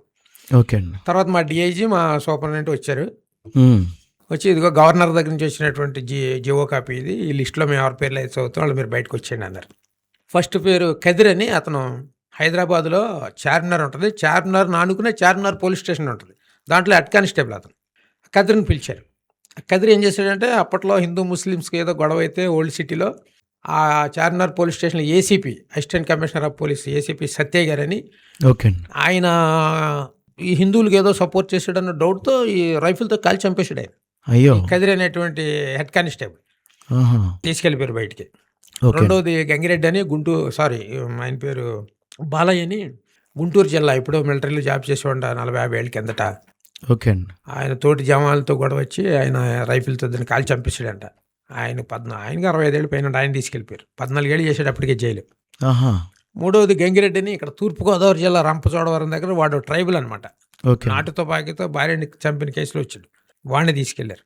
నేను ఆర్మ్స్ యాక్ట్ పెట్టి ఉంటుంది గవర్నమెంట్, గన్తో కాల్చిన వాళ్ళనే, బాంబులు గన్తో కాల్చిన వాళ్ళని గవర్నమెంట్ ఆపేస్తుంది అనమాట. ఆ సెక్షన్ పెట్టి ఉంటారు.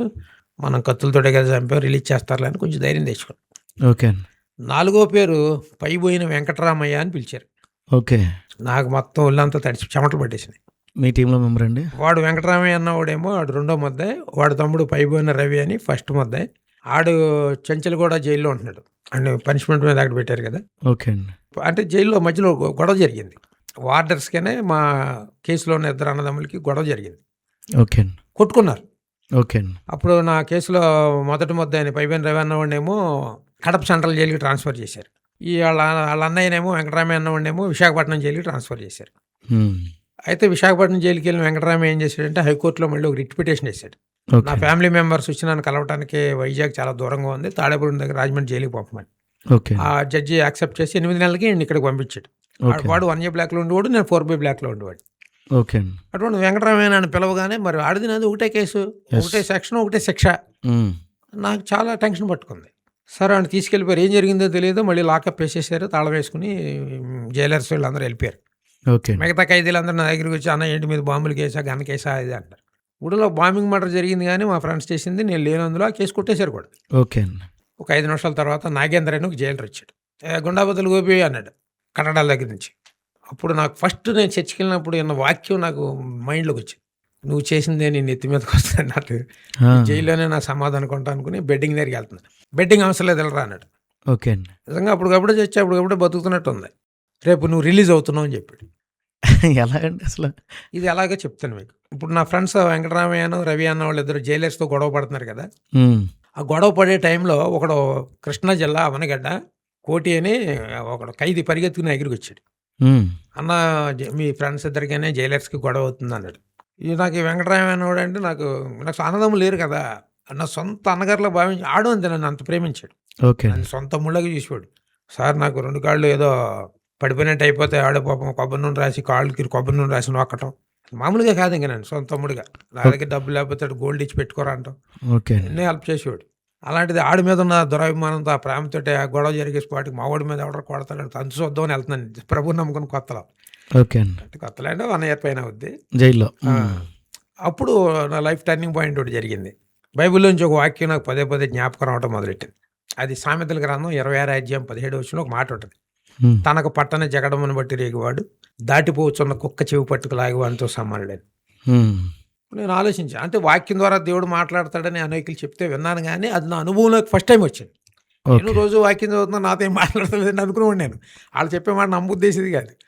కానీ నా లైఫ్లో ఫస్ట్ టైం నా ఎక్స్పీరియన్స్లోకి వచ్చేటప్పటికి అవును కుక్క చెవి పట్టుకుంటే కరుస్తుంది కదా, నా సంబంధం లేని గొడవకి వెళ్ళొద్దని ప్రభు చెప్తున్నారేమో అని చెప్పేసి నేను వెనక్కి రావటం, దాంట్లోంచి నేను తప్పించబడటం, నా ఫ్రెండ్స్ ఇద్దరిని కడప ఒకడిని విశాఖపట్నం ఒకడిని పనిష్మెంట్ మీద పంపటం. కడపలో మళ్ళీ నా ఫ్రెండ్ ఏం చేశాడు, అక్కడ కడప సెంట్రల్ జైలు సూపరింటెండెంట్ మీద చెప్పేసాడు. మళ్ళీ అక్కడ నుంచి తీసుకెళ్ళి చర్లపల్లి జైలు వేశారు, అయ్యో హైదరాబాద్. సరే ఈ వెంకటరామయ్య అన్నవాడు వీడిని తీసుకెళ్ళారు కదా. సరే ఆ విధంగా 2004 ఆగస్టు 15 సాయంత్రం నేను జైలు నుంచి రిలీజ్ అవ్వడం జరిగింది. ప్రభు మహాకృపను బట్టి ఇప్పటి వరకు సజీవంగా అలాగా తాడేపల్లిగూడలోనే భాగ్యలక్ష్మిపేటలో కర్మేల్ ప్రేయర్ ఫెలోషిప్ అని ఇలా స్టార్ట్ చేసి ఓకే అండి ఇప్పుడు ఒక చర్చ్ మినిస్ట్రీ నడుపుతున్నాం. చాలా సంతోషం అండి.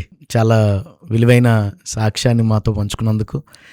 నిజంగా దేవుని వాక్యానికి ఎంత శక్తి ఉందో, వాక్యం ఒక మనిషిలోకి వెళ్తే ఎలా మారుస్తుందో నిజంగా ఇది సజీవ రుజువు. అంటే ఇదంతా విన్నప్పుడు ఇంకా ఆ సమయంలో ఒకవేళ ప్రభు వాక్యం మిమ్మల్ని దర్శించకపోయి ఉంటే, దేవుని ప్రేమ మీకు తెలియకపోయి ఉంటే మీ లైఫ్ని మీరు ఎలా ఉండేదంటారు అసలు? ఇప్పుడు ఎలా ఉండేదంటే, నేను రాజమండ్రి సెంట్రల్ జైల్లో నేను శిక్ష చేస్తున్న సమయంలో ఆంధ్రప్రదేశ్లో ఉన్నటువంటి పెద్ద పెద్ద రౌడీ షీటర్స్ అందరితో, మర్డరర్స్ అందరితో నాకు లోపల పరిచయాలు ఉంటాయి. ఓకే అండి. వాళ్ళతో పోల్చుకుంటే మేము చాలా తక్కువ.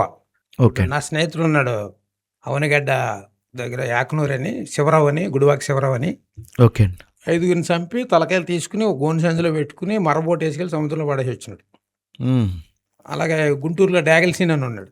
డాగల్ సీన్ పేరు చెప్తే హోంమంత్రి కూడా భయపడే పరిస్థితులు ఆ రోజుల్లో. ఓకే అండి. అలాంటి వాళ్ళు ఒకవేళ యేసుప్రభు ఒక వ్యక్తిని దర్శించకపోతే ఎవరో అక్కర్లేదు. నా కేసులో నా స్నేహితురాడు వాడు నేను బాల్య స్నేహితులు. పశ్చిమ గోదావరి జిల్లా అంతా కూడా వాడి పేరు చెప్తే గడగడలాడిపోయేది. పైబోయిన రవి అని. ఓకే అండి. వాడు నేను లోపలికి వెళ్ళినప్పుడు నేరస్తుడిగా వెళ్ళా జైలుకి. ఓకే. ఖైదీగానే లోపల ఉన్నా. బయటకు వచ్చేటప్పటికి క్రీస్తు ఖైదీగా వచ్చా. అవునండి. నా స్నేహితుడు ఎలా వెళ్ళాడు అలాగే వచ్చాడు. కాబట్టి వాడు మళ్ళీ వచ్చాడు, హత్య చేశాడు, ఆడు హత్యగా వెంచబడ్డాడు. అయ్యో. వాడిని ఏలూరులోను జిల్లా కోర్టులో జిల్లా జడ్జి దగ్గర సంతకం పెట్టి, అంటే కండిషన్ బెయిల్ అనమాట, ఓకే అండి. కిందకు వచ్చి స్కార్పియోలో కూర్చున్న వాళ్ళని పిస్టల్స్తో కాల్ చంపేశారు. నా కేసులో A1 ముద్దాయిని. ఆ తర్వాత అలా చాలామందిని, కొంతమంది డెడ్ బాడీస్ కూడా లేవు. ఓకే. అలాగా నా బ్యాచ్తో తిరిగిన వాళ్ళు చాలామంది మర్డర్ అయ్యారు, కొంతమంది రోగాలతో చచ్చిపోయారు. అయ్యో. ఒకవేళ యేసుప్రభువే కనుక నన్ను దర్శించకపోతే నేను ఇలా పెట్టుకుని నేను కూడా వాటికి ఆడవాడి చేతిలో చచ్చిపోదు. ఇప్పుడు ప్రభువు చెప్పాడు కదా, కత్తి పట్టుకున్నవాడు కత్తిగా అయిపోతాడని. అవునండి. అలాగే మనం అదే ఫీల్డ్లో ఉంటే కనుక చచ్చిపోవటం, లేకపోతే ఏదో రోగం వచ్చో ఓవర్ డ్రింక్ చేసేవాడు. నేను కూర్చున్న చోట నుంచి 4 రోజులు లేకుండా తాగుతూ ఉండేవాడు. అయ్యో. పగలు రాత్రి తేడా లేకుండా తాగేవాడు. ఎన్నోసార్లు వామిటింగ్ చేసుకుంటే బ్లడ్ పడిపోయేది. అలానే అలాగే ఏదేదో పోయేవాళ్ళు. ఒకవేళ బతుకున్నా, ఇప్పుడు 100 సంవత్సరాలు 1000 సంవత్సరాలు బతికినా దేవుడు లేని జీవితం వేస్ట్ కదా. అవును కదా. కానీ అది యేసుప్రభు దయ, ఆయన అనాథ సంకల్పం అని నేను నమ్ముతాను. ఒకవేళ ఆయన దగ్గర రాకపోతే ఈ వాడికి ఏమవుతుంది అనేది. అలాగే నాకు చూశాను, నా కళ్ళ ముందే పిల్లల మీద బయటకు వెళ్ళడం, నా కళ్ళ ముందు బెయిల్ మీద బయటకు వెళ్తాం. వెళ్ళి 4 రోజులకి ఏం చూసి, ఎవరో డాగల్ని సీన్ చంపేశారంటారా, ఎవరో చెప్పులు సీన్ చంపేశారు, ఎవరో కుక్కల పూర్ణాన్ని చంపేశారంటారా, ఇలా లోపల చెప్పుకోవటం, ఎవరో మొక్క సీనీలు రాణి చంపేశారంటారా. ఇవన్నీ అలాగే కదా, బయటకు వెళ్తాం శత్రువుల చేతులు. ఇప్పుడు బాగా ఏమైంది, నేను ఆ శత్రువులు, నేను యేసుప్రభువుని నమ్ముకున్న కొత్తలో నేను మత్తయి సువార్త 5వ అధ్యాయం చదువుతుంటే అందులో 22, 23, 24 వచ్చినాయి ఉంటాయి కదా. నీ సహోదరుడితో నీకు ఏదైనా విరోధం ఉంటే ఆ బలిపీఠం దగ్గర నీ అర్పణ విడిచిపెట్టి మొదట నీ సహోదరుడు సమాధానం పొందని. అది అర్థం కాక నా స్నేహితుని ఏంటి, బలిపీఠం ఏంటి, అర్పణ ఏంటి, సహోదరుడు ఏంటి అని అడిగితే అప్పుడు చెప్పాడు, యేసుప్రభు నేను క్షమించాడు కదా, అలాగే నువ్వు శత్రువులను క్షమించాలి. నాకు మనసులో 2 కోరికలు ఉండేవి. ఒకటి, నాకు ఈ లైఫ్ పట్టడానికి కారణం ఒకడు ఉన్నాడు, చిన్న అని. ఆ రోజు రాత్రి అంతా నాతో తాగాడు, నేనే మంది ఇప్పించాను అడిగి. లేకపోతే నీ మీద చెప్పనన్నాయి అని చెప్పాడు. కోర్టులోకి వచ్చి చెప్పాడు సాక్ష్యం. ఆడు బతికే ఉండాలి, కానీ ఆడు జీవితకాలం ఆడు కళ్ళు కనపడకూడదు. యాసిడ్ కొట్టేయాలి, మాకు 2 కళ్ళు తీసేయాలి, యాసిడ్ పోసేసి కళ్ళు పీకేయాలి, బతికే ఉండాలి. అదొక గోలు. 2, నేను చిన్నదానంలో ఒక లవ్ అఫేర్ ఉండేది నాకు. ఆ అమ్మాయి వాళ్ళ నాన్న నాకు పెళ్లి చేయలేదు. పిల్లల మీద వెళ్ళి అయినా సరే ఆయన చంపేయాలనుకునేవాడి లోపల ఉన్నప్పుడు. ఎప్పుడైతే దేవుని మీద వచ్చిందో నాకు ఇంకా భయం పడి నేను వాళ్ళకి ఉత్తరాలు రాసా జైల్లో నుంచి. మా మావయ్యకి రాసా, విప్పరు. తర్వాత ఇంకొక నా శత్రువులు కూడా రాసుకున్నాను. వీళ్ళు నేను సమాధానం పడ్డా. ఇంకా గొప్ప విచిత్రం ఏంటంటే, ఒకడు ఉన్నాడు, మేము చంపినాడు తమ్ముడు ఉన్నాడు, పొలిటికల్గా ఉంటాడు. వాడిని కలవడం కుదరదు. దేవుని యొక్క గొప్ప విషయం, కార్యాలు ఎలా ఉంటే చెప్తున్నా. నేను త్వరలో రిలీజ్ అవుతానని ఆడు జైలుకి వచ్చాడు. ఆడు ఎందుకు తీసుకొచ్చారంటే, పీడీ యాక్ట్ పెట్టి ఎలక్షన్ టైంలో ఏదైనా గొడవ చేస్తాడని తీసుకొచ్చారు. ఆడికి నాకు ఒకే రోజు ఇంటర్వ్యూ వచ్చింది. ఇంటర్వ్యూ ప్లేస్లో అందరూ కలుసుకుంటారు. వాడు నన్ను చూశాడు, చూసి మేము శత్రువులు కదా మాట్లాడుకోం కదా, నేను నన్ను చూసాను, ఇలా వెళ్తున్నాను. ఆడు పిలిచాడు, అన్నయ్య అని పిలిచాడు. అన్నయ్య మరి మీరు బయటకు వచ్చేస్తున్నారని తెలిసిందన్నట్టు. అవునన్ను, బయటకు వచ్చాక నేను చంపేస్తారు అన్నయ్య అని అడిగాడు. ఆ గోపి అన్నవాడు జైల్లో చచ్చిపోయాడు. ఇప్పుడు మీ యేసుప్రభు నమ్ముకున్నావు, అదే ఇంకా మరి నీ ఫ్రెండ్స్ చంపేస్తాడు. ఇంకేం 10 ఏళ్ళు జైలు చేసి ఎవడు చంపుతాడు ఇంకా, నువ్వు కూడా అంటే నేను ఎప్పుడు అన్నీ మానేసుకున్నాను. ఆడు నాకు 2-3 మాటలు చేయించాడు. అలా అన్నయ్యని కోల్పోయి. ఇప్పుడు అలా బాగానే వ్యాపారాలు చేసుకుంటున్నారు, డబ్బు సంపాదించారు, కార్లు ఎదురవుతాడు. అన్నా ప్రార్థన చేస్తున్నాం నా కోసం అని అది జోకిలేస్తారు. అలా దేవుడు ఇందులోనూ అంటే సామెతల గ్రంథం 16వ అధ్యాయం 7వ వచనంలో మాట్లాడు, ఒకరి ప్రవర్తన యెహోవాకు ప్రీతికరమైనప్పుడు వాని శత్రువులు సహా మిత్రులుగా అవుతారు. దావీదు విషయంలో కూడా ఆయనకి నలుదిక్కులు నెమ్మది కలగజేసాడు. ఆయన ఫైనాన్షియల్ ప్రాబ్లమ్స్ తప్ప అంతా నెమ్మదిగా ఉంది, ప్రశాంతంగా ఉంది. చాలా సంతోషం అండి. అయితే ఇంత బలమైన సాక్ష్యాన్ని దేవుడు మీ జీవితంలో చేసిన కార్యాన్ని ఎన్ని చోట్ల పంచుకుని ఉంటారు? అంటే నేను కౌంట్ చేయలేదు, కానీ దాదాపు ఒక 5 రాష్ట్రాల్లో, ఇండియాలో ఒక 5 రాష్ట్రాల్లో, కేరళ, కర్ణాటక, ఒరిస్సా, తర్వాత ఒకసారి పంజాబు, ఆంధ్ర, తెలంగాణ, ఛత్తీస్గఢ్, తర్వాత మణిపూర్, అలా కొన్ని ప్రాంతాల్లో కొన్ని వేల మీటింగ్లు. ఇంక ఆంధ్ర రాష్ట్రాల్లో అయితే కొన్ని వేల మీటింగ్లు, వేలే. ఓకే. యూట్యూబ్లో కూడా దాదాపు 3,30,000 మంది ఎంతమంది చూశారు. దేవునికి స్తోత్రం. అయితే మీతో పాటు ఇంకెవరైనా ప్రభుని నమ్ముకున్నారండి జైల్లో? నేను యేసు ప్రభుని నమ్ముకున్న కొత్తలో నాకు ఇంకా అన్నపానాల బైబిలే, గంటల తరబడి బైబిల్ చదువుతూ ఉండేవాడిని. ఆ టైంలో ఎవరు నాతో ఏది మాట్లాడినా బైబిల్లో నుంచే మాట్లాడేవాడిని వాళ్ళతో. ఏలూరులో కనిగొళ్ళ శ్రీధర్ అని ఆత్మీయంగా ఫస్ట్ కన్నదాయండి. తర్వాత జోగి వెంకటేశ్వరరావు అని ఇప్పుడు హైదరాబాద్లో ఉంటున్నాడు, రూమ్ పక్కన ఉండేవాడు. మా ఊరు పక్కనే కాకరలమూడిలో మద్దా బుజ్జిబాబుని వాళ్ళ అన్నయ్య చంపిన కేసులు వీడు వస్తే ఆడిని ఇలా కొంతమంది నేను జైల్లో ఉండగానే ప్రభువులోకి నడిపించుకున్నా. ఆల్రెడీ మేము వెళ్ళేటప్పటికి 150-200 మంది ఉన్నారు. బోల్డ్ మంది రక్షణ పొందిన వాళ్ళు ఉన్నారు. ఓకేనండి. కమ్యూనిస్టులు, నక్సలైట్లు వాళ్ళు కూడా ప్రభువుని తెలుసుకున్న వాళ్ళు ఉన్నారు. హేతువాదులు ఓకేనండి. చాలామంది రక్షణ పొందిన వాళ్ళు ఉన్నారు జైల్లో. బయట అంటే వాళ్ళు సేవ చేయట్లేదు కానీ విశ్వాసులుగా బతుకుతున్నారు. అప్పట్లో క్షమాభిక్ష ద్వారా చాలా ఎక్కువ మంది రిలీజ్ అయ్యారు. ఇప్పుడు అంతమంది రిలీజ్ అవ్వట్లేదు, కారణాలు ఏంటంటారు? అసలు అది మాకు దేవుని ఇచ్చిన కృప. ఇంకొక విషయం ఏంటంటే బ్రదర్, మేము కూడా జైలు నుంచి రిలీజ్ అయిన వాళ్ళు ఆలోచించుకున్నాం. మేము జైల్లో ఉన్నప్పుడు మా సీనియర్ ఖైదీలు మా భీమవరం దగ్గర ఉండి ప్రభుదాస్ గారిని ఒక ఆయన, ఓకే. నరసాపురం రాజశేఖర బాబు అని ఒక ఆయన, ఓకే. పాస్టర్ గారు ఆదివారం ఒకరోజు వస్తారు, థామస్ గారు. మిగతా రోజుల్లో ప్రతిరోజు మధ్యాహ్నం మాటలు ప్రేయర్ ఉండేది, వీళ్ళు లీడ్ చేసేవారు. అప్పట్లో స్పిరిచువాలిటీ ఎలా ఉండేదంటే జైల్లో మేము ఉన్న సమయంలో నిద్రలో కూడా వాక్యం రన్ అవుతుండేది లోపల, ప్రేయర్. అలా తెల్లవారుజామున 3 గంటలకు లేస్తే 5:30 లాకప్ తీసే వరకు కూడా మోకాళ్ళ మీద గోడ పట్టుకుని ప్రేయర్ చేయటమే, ఎవరి రూమ్లాడు. ఓకే అండి. ఏ సెలవు వచ్చినా ఫాస్టింగ్ ప్రేయర్ పెట్టేసేవారు చర్చిలో. ఏ సెలవు వచ్చినా, హిందూ పండుగలు వస్తాయి సెలవులు వస్తాయి, అలాగే ముస్లిం పండుగలు సెలవులు వస్తాయి, ఏ సెలవు వచ్చినా సరే మొత్తం 150 మంది ఉదయం 6 గంటల నుంచి 3 గంటల వరకు పచ్చి మంచినీళ్ళు తాగకుండా కన్నీటితో అది సముద్రంలో చేసేవారు దాన్ని. ఓకే అండి. మేము తర్వాత ఎంక్వైరీ చేసాం, ఏంటి వాళ్ళ పరిస్థితి, వాళ్ళకి జీవులు రావట్లేదు. జగన్ గారు వెళ్ళి జైల్లో 16 నెలలు ఉన్నాడు, ఆయనకి జైలు అనుభవం ఎక్స్పీరియన్స్ ఉంటుంది కదా, ఆయనను వదిలిపెట్టాలి కదా. చంద్రబాబు నాయుడు గారు 70 రోజులు 50 రోజులు ఉన్నాడు, ఆయనకి ఎక్స్పీరియన్స్ ఉంది కదా, ఈయననే ఇవ్వాలి కదండి. ఎవరు ఇవ్వట్లేదు జీవో. అసలు మేము వచ్చిన తర్వాత ఇంతమంది అసలు ఎవరు రిలీజ్ అవ్వలే, చాలా మంది జైల్లో చచ్చిపోతున్నారు. పైగా ఈ ముఖ్యమంత్రులు అన్న వాళ్ళని జైలుకి వెళ్ళారు, అది ఎక్స్పీరియన్స్ చేశారు, అది ఎంత భయంకరమైన పరిస్థితి తెలుసు 4 గోడల మధ్యలో.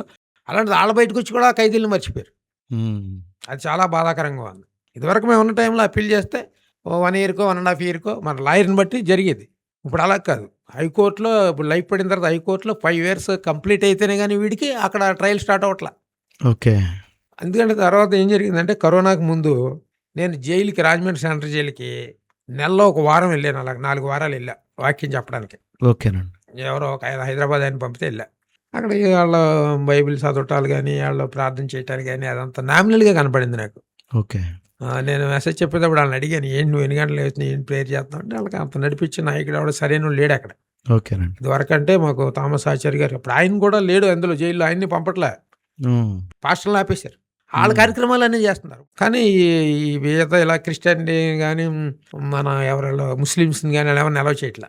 అంటే ఇప్పుడు ప్రజెంట్ బయట మనం ఎక్కడ చూసినా భక్తి లోపం, విశ్వాస లోపం, పరిశుద్ధత కోసం కనీసం ఆలోచన లేకపోవడం, అంటే మనుషులు ఆత్మీయంగా చల్లారిపోతున్న ఈ దినాల్లో అంటే జైల్లో కూడా ఇలాగే ఉన్నారంటే ఆశ్చర్యంగా ఉందండి. ఎందుకంటే బయట ఉన్న ప్రజలకి స్వేచ్ఛ ఉంది, వారి స్వేచ్ఛ వారిని ఒకవేళ దేవునిలో ఉండకుండా లేదా భక్తి చేయడానికి అవకాశం లేకుండా లాగుతుంది అనుకోవచ్చు. వారు జైల్లో ఉండి కూడా మరి దేవుళ్ళలో ఉండలేకపోతున్నారంటే నిజంగా చాలా బాధాకరం.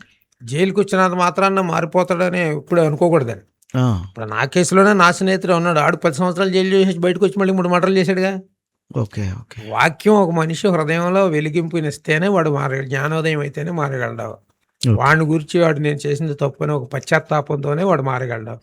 జైలుకి చాలా మంది మేము ఉండగా వస్తారు వెళ్తారు, ఒక్కడే 4-5 సార్లు వస్తాడు వెళ్తూ ఉంటాడు. ఏంట్రా అంటే బయట ఊరుకొట్టేసిందని ఎందుకు వచ్చామంటాడు. అలాంటి వాళ్ళు అంటే నేరస్తులు, చిన్న చిన్న దొంగతనాలు చేసేవాళ్ళు. వాళ్ళు జైలుకి వచ్చినంత మాత్రం మార్పు చెందాలనే రూల్ లేదండి. దేవుడు వాళ్ళని దర్శించాలి, దేవుడు ఏదో విశ్వాసం కలగాలి, అంతే అంతే. ఇప్పటికి సెటిల్మెంట్లు ఏమైనా చేస్తున్నారా? సెటిల్మెంట్లు అంటే నేను మానేసి నేను చేయను కానండి. కొన్ని అన్యాయంగా ఉంటాయి, భార్య భర్తల విషయాల్లో కానీ వాటిలో కానీ అన్యాయంగా ఉన్న పరిస్థితుల్లో నా స్నేహితుడు ఉన్నాడు ఇప్పుడు గూడెంలో, వాటి దగ్గరికి వెళ్ళండి అని చెప్తా అంతే. ఓకే. మీరు నేరుగా మన ఏం లేదు కానీ మా ఫ్రెండ్ దగ్గరికి వెళ్ళి అది భార్య భర్తల కుటుంబం కూలిపోయేలా ఉంది, కొద్దిగా ఏదైనా హెల్ప్ చేయరా అని అడిగి చెప్తాను. సరేరా పంపరా అంటాడు, చేస్తాను. అదే కానీ లంచాలు తీసుకుని సెటిల్మెంట్లు చేయటం అయ్యేమి లేదు. నేను బయటకు వచ్చి 22 సంవత్సరాలు అయింది. నాకు రెవెన్యూ షీట్ 3 సంవత్సరాల కిందటే తీశారు. 2022లో ఆకుల రఘు అని సీఏ ఆయనే తీసాడు. ఓకే. మొన్న దగ్గర రెవెన్యూ షీట్ ఉంది నాకు. ఒకప్పుడు మీకు మీ పేరుకున్న భయం చెప్తున్నాను, ఒక బండి మీద గుండాబత్తులు గోపి అని రాసి ఎక్కడన్నా సెంటర్లో వదిలేస్తే ఎన్ని రోజులైనా ఆ బండి అక్కడే ఉండేదంట. ఒకరు చెప్తే విన్నాను నేను. సార్ సువార్త చేస్తాకి వెళ్ళాం మేము, నాకు కూడా దానియేలు గారిని, పాస్టర్ గారిని, నిడదోలు ప్రసాద్ గారిని, ముగ్గురు వెళ్ళాం.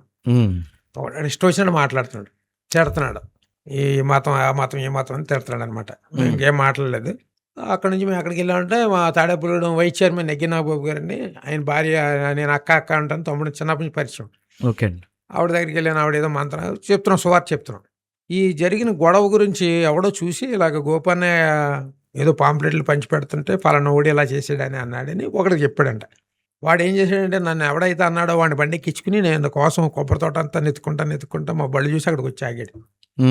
వైస్ చైర్మన్ నాగబాబు గారి ఇంటికాడ ఆగాడు. ఆగితే నేను ఇలా మాట్లాడు ఇలా చూస్తే అన్నయ్య మాట అన్నాడు. ఏంటని బయటికి వెళ్ళాను. నన్ను తిట్టినోడు అన్నాడు పక్కన. ఆడేమో కాళ్ళు పట్టుకుని వదులుతలేదు. నన్ను చంపకండి అంటున్నాడు. బాబు నిన్ను మీరు గోపి గారని నాకు తెలియదండి అంటున్నాడు. ఇప్పుడు ఇది ఎందుకు తీసుకొచ్చారు ఈయన ఇక్కడికంటే, అన్నయ్య నేను ఏదో అన్నాడంట కదా అన్నయ్య, నాకు తెలిసింది ఆ విషయం.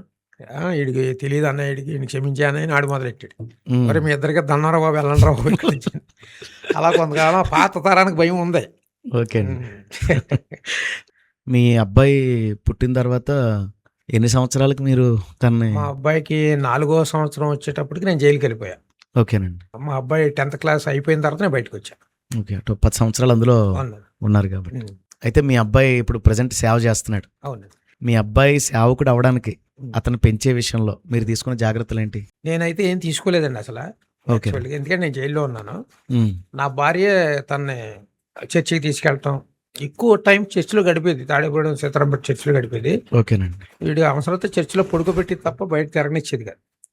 అలా బాల్యం నుండి చర్చికి అలవాటు చేశారు, వాళ్ళే అలవాటు చేశారు. మా అత్తవారింటి దగ్గర ఉన్నప్పుడు కూడా అక్కడికే తీసుకెళ్లేవారు. కాబట్టి తన విషయంలో నా ప్రమేయం ఏమి లేదు, అంత నా భార్యదే. మీరు కొన్ని పుస్తకాలు నచ్చి ఇవి క్రైస్తవ సమాజానికి చాలా ఉపయోగపడతాయని మీకు అనిపించి ఆ పుస్తకాలని అందరికీ పంచడం కోసం మీ భార్య గారి పుస్తకాలు అమ్మేశారని తెలిసింది. అదే నాకు కాకినాడలో కుమారుడు మిత్రుడు ఉన్నాడు. నిడదవోలు తీసుకొచ్చి నాకు కొన్ని బుక్స్ ఇచ్చాడు. ఓకే. అప్పుడు నిడదవోలులోనూ ఒక చర్చిలో పాస్టర్స్ ఫెలోషిప్ జరుగుతుంటే ఆయన బుక్స్ అమ్మటానికి వచ్చాడు అక్కడికి. ఓకేనండి. ఆ బుక్ పేరు ఏంటంటే ఈ క్షణమే చచ్చిపో క్రైస్తవునిగా జీవించను బుక్ ఉంది. ఓకేనండి. ఆ బుక్ చదివినప్పుడు నేను చాలా ఇన్స్పైర్ అయ్యి నా లోపాలన్నీ నాకు కనబడి, ఎందుకంటే నేను పెళ్లి చేసుకున్నది సత్యనారాయణ సమర్థ గుడిలో. పసుపు తాడు ఇవన్నీ కట్టేవన్నీ, మంగళసూత్రాలు ఇవన్నీ ఉండి. అప్పుడు ఆ బుక్ చదివిన తర్వాత నేను ఏం చేశానంటే, ఇది హిందూ ఆచారం కదా మంగళసూత్రాలు అనేది, బైబిల్కి సంబంధించింది కాదు కదా అని చెప్పి అప్పుడు తన మెడలో అవి తీసేసి ఆ బంగారాన్ని అమ్మేసి ఆ బుక్స్ కొని కొంతమంది పాస్టర్స్ అందరికీ పంచిపెట్టడం జరిగింది ఆ విధంగా. ఓకేనండి. ఆ బుక్కేనండి ఇంకేమైనా బుక్స్ అని పంచారు? దైవజనుడ బుక్ కూడా పంచారు. తర్వాత నేను వేరేగా కొంతమందికి కావాల్సిన చాలా, ఆయన లియోనార్డ్ రావెన్హిల్ గారి, ఏడబ్ల్యూ ట్రాజర్ గారి, ఓకేనండి, అలాంటి బుక్స్ నేను చాలా మంది బుక్స్, హ్యారీ డెమాంటి వాళ్ళ బుక్స్ అనుకొని నాకు కావాల్సిన మిత్రులందరికీ ఇస్తూ ఉండేవాడిని. ఓకేనండి. పుస్తకాలు ఎక్కువ చదువుతారా? ఇదివరకు బాగా చదివేవాడిని అండి, బాగా చదివేవాడిని. పుస్తకాలు పురుగ్గా డైలీ బాగా చదివేవాడిని. కానీ షుగర్ వచ్చిన తర్వాత, డయాబెటిక్ వచ్చిన తర్వాత కొంచెం మెమరీ లాస్ అయ్యింది. ఎక్కువసేపు చదవాలి, కాన్సన్ట్రేషన్ చేయలేకపోతున్నాను కాబట్టి ఇంక మానేశాను. ఓకేనండి. మీరు 59 సంవత్సరాలు అయినా ఈ ఏజ్లో కూడా ఎంత హుషారుగా ఎలా ఉంటున్నారు? అది గాడ్ గిఫ్టెడ్. జైల్లో ఒక రోజు నాకు ఒక లెటర్ వచ్చింది మా ఇంటి దగ్గర నుంచి.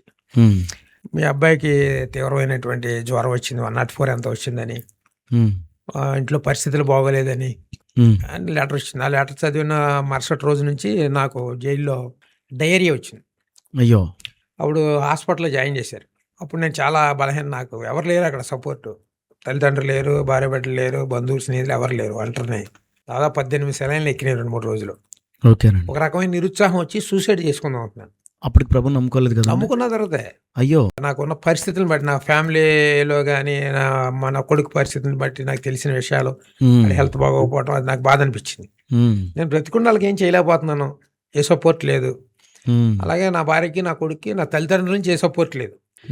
ఇంకా అది నేను మనస్తాపానికి గురయ్యి ఇంకా సూసైడ్ చేసుకుందామని ప్లాన్ చేసుకున్నాను. హాస్పిటల్లో ఉన్నాను, రాజమండ్రి సెంట్రల్ జైల్లో. ఓకేనండి. జైలు హాస్పిటల్లో ఉన్నా, అవుట్ హాస్పిటల్ కాదు. అప్పుడు మధ్యాహ్నం 2 గంటలకే ఇంకా విసిగిపోయి ఆ సెలైన్ తీసాడు. లోపలికి వెళ్ళి ఊరి పెట్టి చచ్చిపోదాం అని ప్రయత్నం చేసినప్పుడు ఒకసారి నా భార్యని, నా కొడుకుని రప్పించి వాళ్ళని చూసి చచ్చిపోదాం అనిపించింది. ఓకేనండి. మళ్ళీ వాళ్ళు వచ్చిన తర్వాత నేను మనసు మార్చుకుంటానేమో, వాళ్ళని చూసి మళ్ళీ బతకాలనిపిస్తేమో, ఏం అవసరం లేదులే చచ్చిపోదాం అనుకున్నాను. ఆ టైంలో ఎంతో దుఃఖంతో ప్రార్థన చేసుకుంటున్నా, చాలా కన్నీళ్ళతోటి. 8B బ్లాక్లో అక్కడ కొంచెం నిర్మానుష్యంగా ఉంటుంది, ఎవరు మనుషులు ఉంటారు పగల, అంటే అక్కడ ప్రార్థన జరిగేది 8B బ్లాక్లో. ఆ ప్లేస్కి వెళ్ళి ప్రేయర్ చేసుకుంటున్నా. ఓకేనండి. నా మనసులో ఏదో ఒక తలంపు ఏంటంటే బైబిల్ చదువుకో అన్నట్లుగా అనిపిస్తుంది. ఓకేనండి. సరే 1 ఇయర్ బ్లాక్‌లోకి వెళ్ళాను. అక్కడి నుంచి అక్కడ ఒక ప్రభుదాస్ గారని ఉండి ఆయన బైబిల్ తీసి అలా ఓపెన్ చేశా. హ్మ్. సామెతల గ్రంథం 9వ అధ్యాయం 11వ వచనంలో, నా వలన నీకు దీర్ఘాయువు కలుగును, నీవు జీవించు సంవత్సరములు అధికములగుననే మాట దేవుడు మాట్లాడాడు.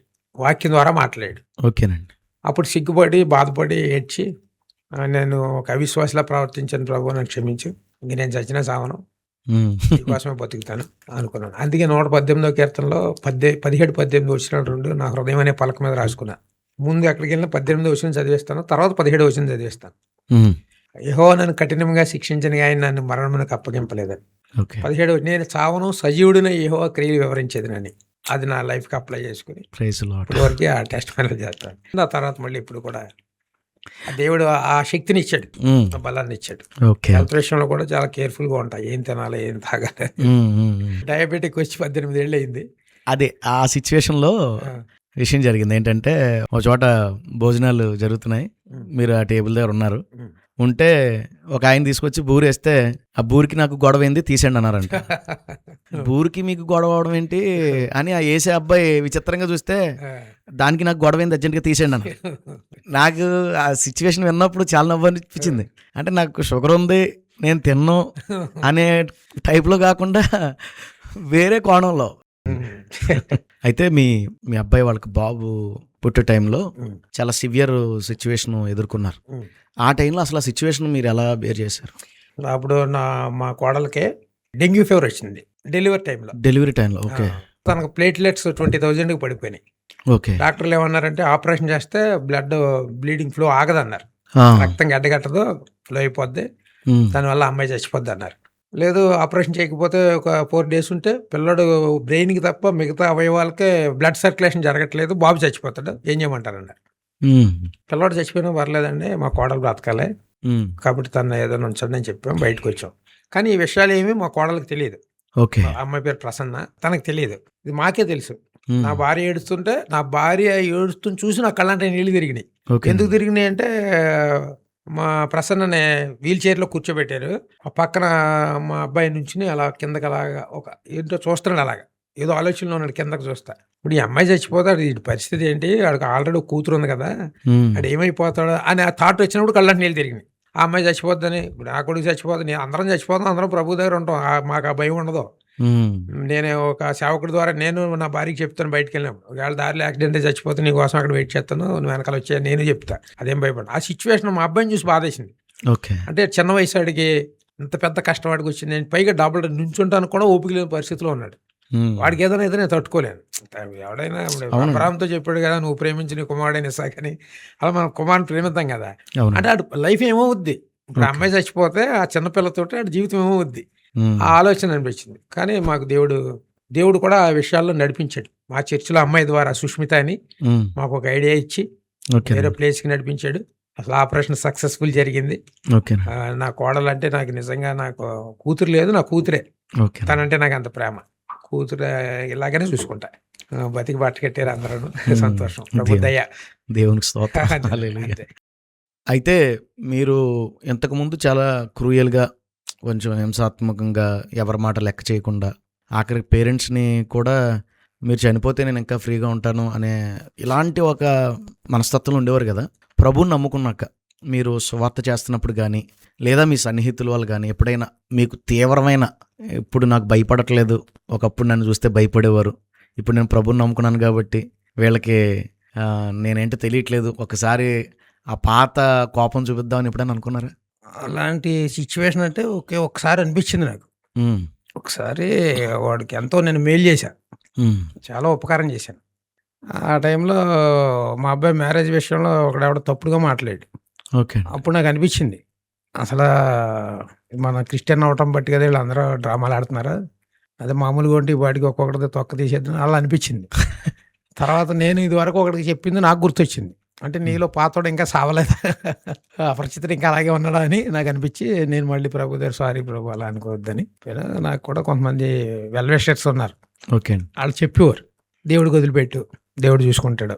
ఓకేనండి. కానీ తర్వాత దేవుడు బట్టి నన్ను నేను సమాధానపరుచుకుని వాళ్ళ మీద కూడా అంటే అంతరంగంలో పగ ఉంచుకున్నవాడు అబద్ధికుడు అనే వాక్యం మాట్లాడడాన్ని బట్టి మళ్ళీ తిరిగి వాళ్ళతో మాట్లాడతాం. ఓకే. అలా చేశాను. అయితే ఒక ఊర్లో ఒక గుంపు మొత్తాన్ని వెలివేశారని తెలిసింది. అక్కడికి మీరు కూడా వెళ్ళారట. దాని గురించి ఏమైనా చెప్తారా? అంటే ఒక తెగ మొత్తాన్ని యేసుప్రభు నమ్ముకున్నందుకు. అది ఛత్తీస్గఢ్లో, మన రాష్ట్రంలో కాదు కదండి అది.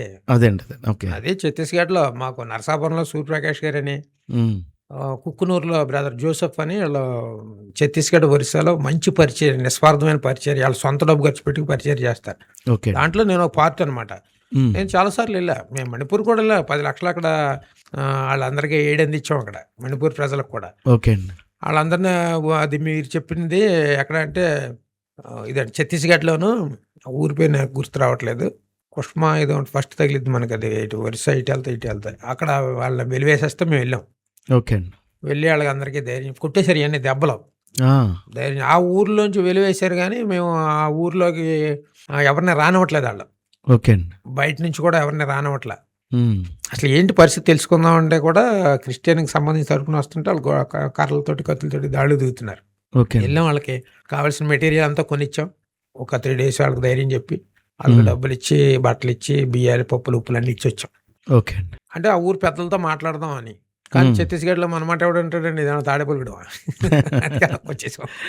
అంటే నార్త్ ఇండియాలో ఒకప్పుడు సువార్త చేసేవారని తెలిసింది. అక్కడ అసలు సువార్త ఎలా చేసేవారు అంటే అక్కడ ఉన్న పరిస్థితులు కొంచెం చెప్తారా? మేము ఏం చేసామంటే ఒరిస్సాలో అక్కడ బోండా ప్రజలు అని ఉంటారు. ఓకే అండి. ఒక హిల్ మీద పైన. ఓకే. వాళ్ళకి బట్టలు కట్టుకుంటాం రాదు. ఆ, ఆ స్త్రీలు వాళ్ళందరికీ స్నానాలు చేయరు. విపరీతమైన దుర్వాసన. ఆ, పిల్లలు కళ్ళలోంచి అదో రకమైన వాటర్ కారుతా రకరకాలుగా ఉంటారు. ఆ ప్రజల దగ్గర ఎగువ బోండా, దిగువ బోండా అని 2 ఉన్నాయి ఓకే అండి. ఒరిస్సాలో. అక్కడికి వెళ్ళినప్పుడు వాళ్ళ పరిస్థితులు చూసి మేము చలించిపోయాం. ఓకేనండి. పూర్వకాలంలో మన ఇండియా మిషనరీస్ వచ్చినప్పుడు వీళ్ళకి ఫస్ట్ ఏం చేశారంటే విద్య, వైద్యం, ఓకే అండి. ఆహారం అలా ఇచ్చి దేవుని ప్రేమ అని చెప్పి దేవుడి గురించి చెప్పేవారు. ఇప్పుడు మనం డైరెక్ట్గా వెళ్ళి యేసుప్రభు నమ్ముకోయి కట్టాలంటే ఎవరికి అర్థమవుతుంది? ఇప్పుడు మేము వెళ్ళిన ప్రాంతంలో ఉన్న వాళ్ళు కూడా హిందూ దేవుళ్ళ గురించి కూడా తెలియదు వాళ్ళకి. ఓకే అండి. వాళ్ళు కొన్ని వనదేవతలు అంటే చెట్లను పూజింటారు, వనదేవతలు ఉంటారు వాళ్ళకి, వాళ్ళనే పూజింటారు వాళ్ళు. మ్మ్. సరే మేము ఏంటి వెళ్ళంటే ఆ పరిస్థితులన్నీ చూసి ముందు వాళ్ళకి కావాల్సిన నీడ్స్, ప్రైమరీ నీడ్స్ ఏంటి, ఓకే అండి. ఆ ఫుడ్, ఆ బట్టలు, వాళ్ళ పిల్లలకి పలకలని, సోప్స్ అని, అవన్నీ మొత్తం వాళ్ళకి ఏం కావాలో అవన్నీ పట్టుకుని వెళ్ళి అవన్నీ ఇచ్చి, వాళ్ళ భాష వచ్చినటువంటి అబ్బాయి అన్నాడు. ఓకే అండి. ఆ అబ్బాయికి వాళ్ళ పిల్లలకి ట్యూటర్గా పెట్టి, అంటే చదువు నేర్పించాలి ఆ పిల్లలకి. ఓకేనండి. చదువు నేర్పించమని చెప్పి మేము అబ్బాయికి నెల నెల జీతం, బండి లేదంటే మా నరసాపురం సూర్యప్రకాష్ గారు సెకండ్ హ్యాండ్ బండి 30,000 పెట్టుకొని ఇచ్చాడు ఆయన. ఓకే. అంటే కొన్ని ఊర్లు అక్కడక్కడ ఉంటారు కదా, గ్రామాలు అయ్యి కొండల మీద ఉంటాయి. అవును. ఆ విధంగా ముందు వాళ్ళకి చదువు చెప్పించాలి, జ్ఞానం వస్తేనే కదా ఏది మంచి ఏది చేయడం ఆలోచించేది అవును, అవును. అని చెప్పి ఆ లేడీస్కి ఏం చేసామంటే తెలియక మేము చీరలు పట్టుకెళ్ళి ఇచ్చాం. వాళ్ళ చీర ఒక చీరని 2 ముక్కల కింద చింపేసి అలా చుట్టుకుంటున్నారు వాళ్ళు. ఇలా కాదులేని తర్వాత 200 నైటీలు కొనుక్కొని పట్టుకెళ్ళిపోయాం. ఓకే. అలాగ కొబ్బరి నూనె అని అవి మొత్తం అన్ని ఆ నీడ్స్ ఏం అవసరం అలాగా ఓకే. 1 లక్ష రూపాయలు ఖర్చు పెట్టి అప్పుడప్పుడు వెళ్ళి ఇవ్వటం. ఓకే. అంటే నేను చూసిన ప్రాంతాల్లో నేను చాలాసార్లు కన్నీళ్ళు వచ్చినాయి నాకు. మ్మ్. మనం తిన్న ఒక విందు భోజనాలు సంవత్సరంలో ఒకసారి కూడా తినుండరు, 2 సంవత్సరాలు కూడా తినుండరు. అయ్యో, అంత భయంకరమైన పరిస్థితులు. అందుకు మేము అంత దగ్గరుండి, మా కొంతమంది డాక్టర్స్ కూడా ఉన్నారు, వీళ్ళందరూ కొంచెం సపోర్ట్ చేయడం వల్ల అక్కడికి వెళ్ళి వాళ్ళకి. ఓకే. తర్వాత యాలం పాస్టర్ అని ఒక ఆయన ఉన్నాడు, అన్నం తిన్నవాడిని బయటికి తీసుకొచ్చి గంట కాలిస్తే ఆ తిన్న మెతుకులు కూడా బయటకు వచ్చేసి చంపేశారు. అయ్యో. ఆయన భార్య పిల్లలు దిక్కులేని ఆ పిల్లల్ని ఇద్దరిని తీసుకొచ్చి నరసాపురంలో ఒక హాస్టల్లో జాయిన్ చేసి చదివించడం. ఆయన భార్యకి నెలకి ఇంతని కొంచెం సపోర్ట్ అలాగా ఏం కాదు కానీ నెలకు 4,000 3,000 ఒక్కొక్కరికి, అంటే మనం ఉన్న దాంట్లో చర్చి తరపున. దేవుని వాక్యం చెప్తుంది కదండి, మాట చేత కాక క్రియ చేత ప్రేమించు.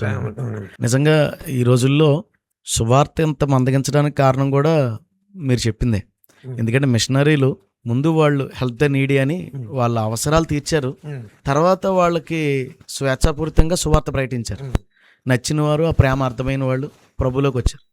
ఇప్పుడు బలవంత మత మార్పిడి ఇలా రకరకాల మాటలు వింటున్నాం. కానీ బలవంత మత మార్పిడి అనేది ఒక సైతాను అగ్నిబాణం. అది ఎవడో బలవంతం చేయలేడు. ఇప్పుడు నాకు 100 కోట్లు ఇస్తే నేను మళ్ళీ హిందూ మతంలోకి వెళ్తానా? జైల్లో నాకు ఎవడన్నా డబ్బులు ఇచ్చి నన్ను క్రిస్టియానిటీలోకి తీసుకొచ్చాడా? లేదండి. నాకు ఏమన్నా ప్రలోభాలు పెట్టాడు ఎవడైనా? నాకు లేదండి. అది విశ్వాసం అనేది నా అంతరాత్మకి దేవునికి సంబంధించింది. అది ఇప్పుడు ఒక ఆవిడ దివ్యవాణి అని సినిమాలో చేసేవాడు ఒక మాట, అంటే ఆవిడ చెప్పిన మాట నాకు నచ్చింది. ఓకే. 6 నెలలు పసిబాబుకి మనం పాలిస్తే తాగడానికి ఇష్టం లేకపోతే ఆ పిల్లే తాగదు, ఉమ్, ఇంత వయసు వచ్చిన మనం ఎవడో ఏదో ప్రలోభ పెడితే మనం మతం మార్చుకుంటాం ఏంటి అంత ఉమ్, ఎలా మార్చుకుంటాం, ఎవడ మతం బలవన్న ఇవన్నీ అబద్ధాలు. ఓకే. నిజంగా యేసుప్రభుని చూసినట్టు సావడానికైనా సత్తాడు కానీ మళ్ళీ అవును. తిరిగి వెనక్కి చూడడం. చాలా చాలా సంతోషం అండి. అలనాటి మిషనరీ పరిచర్య ఉమ్. మరలా మన దేశంలో ఈ ఈ టెస్ట్ మోనీ లేదా ఈ అనుభవాల ద్వారా విన్నవాళ్ళైనా మరలా తిరిగి ప్రారంభించుదురు గాక. క్రైస్తవులు స్వార్థం విడిచిపెట్టాలండి. అవునండి. ఇప్పుడు ఏంటంటే క్రైస్తవుడు అంటే ఫస్ట్ దేవుడు, 2 ఇతరులు, 3 ఆడు. నా దగ్గర 1000 రూపాయలు ఉందనుకోండి, దేవుడి నిమిత్తం ఒక 500 ఖర్చు పెట్టాను అనుకోండి, 400 ఇతరుల నిమిత్తం ఖర్చు పెట్టి 100 నా గురించి ఖర్చు పెట్టుకుంటే బాగుంటుంది. నేను అలా కాదు కదా, 900 నేనే ఖర్చు పెట్టుకుని దాచేసుకుంటూ ఉంటే, నా పిల్లలకి దాచేసుకుంటూ ఉంటే ఇంకా అది ఎలాగా మిషనరీ పరిచర్య జరిగిద్ది. నిజంగా చాలా చాలా విలువైన మాటలు మేము ఈరోజు వినటానికి ప్రభు కృప చూపుతున్నారు. అయితే ఇప్పుడు చాలామంది సువార్త చేస్తున్నారు, సేవ చేస్తున్నారు. అయినా కానీ ఒకప్పుడు రక్షించబడినట్టుగా ఇప్పుడు ఆత్మలు రక్షించబట్టలేదు. కారణం ఏంటంటారంటే సేవ చేసే వాళ్ళు అంటారా, లేదంటే పరిస్థితులను బట్టి అంటారా? రెండునండి. ఇది వరక ఈ సువార్త ప్రకటించేవాళ్ళు కానీ, ఈ వాక్యాన్ని బోధించే బోధకులు కానీ వాళ్ళ జీవితాన్ని చూపించేవారు. ఓకే. వాళ్ళ జీవితాల్లో యేసుప్రభుని చూపించేవారు. వాళ్ళని చూడగానే వాళ్ళకి ముందు గుర్తొచ్చేది యేసుప్రభు గుర్తొచ్చేది వాళ్ళని చూడగానే. ఓకే. ఇప్పుడు ఉన్న వ్యక్తులను చూడగానే వాళ్ళకి గుర్తొచ్చేది మతం, మత మార్పిడి వాళ్ళు. అందులో ఇప్పుడు ఈ సోషల్ మీడియా వచ్చాక మరీ దరిద్రం అయిపోయింది. ఈ క్రైస్తవులు ఒకరినొకటి తిట్టుకోవటం, విమర్శించుకోవటం, నువ్వు దుర్బోధకుడు అంటే నువ్వు దుర్బోధకుడు అని, ఇంకా ఒక రకమైనది కాదండి ఇంకది. అందుకేంటంటే అనుజనులకి ఎవరికి ఇంట్రెస్ట్ ఉండట్లా. ఇదంతా ఏదో వ్యాపారం అనుకుంటున్నారు. ఓకే. క్రైస్తవ మతం అనేది ఒక వ్యాపారం, వాళ్ళు డబ్బు సంపాదించుకుంటా చేస్తున్నారు అని అనుకుంటున్నారు. మరొకటి ఏంటంటే నేను అబ్జర్వ్ చేసిన దాంట్లో, నేను ఎక్కడికి వెళ్ళినా అడుగుతా, ఈ మధ్యన ఎవరైనా కొత్తగా ప్రభువుని నమ్మినటువంటి ఫ్యామిలీస్, దేవుని వైపు వచ్చిన వాళ్ళు ఎవరైనా ఉన్నారు, చాలా ఎంక్వైరీ చేశాను 4 ఏళ్ళ నుంచి. ఏ చర్చిలో కనపడదు. ఈ చర్చిలోంచి ఆ చర్చిలోకి, ఆ చర్చిలోంచి ఈ చర్చిలోకి దాటే కప్ప క్రైస్తవులు తప్ప నిజంగా అలా రావట్లా.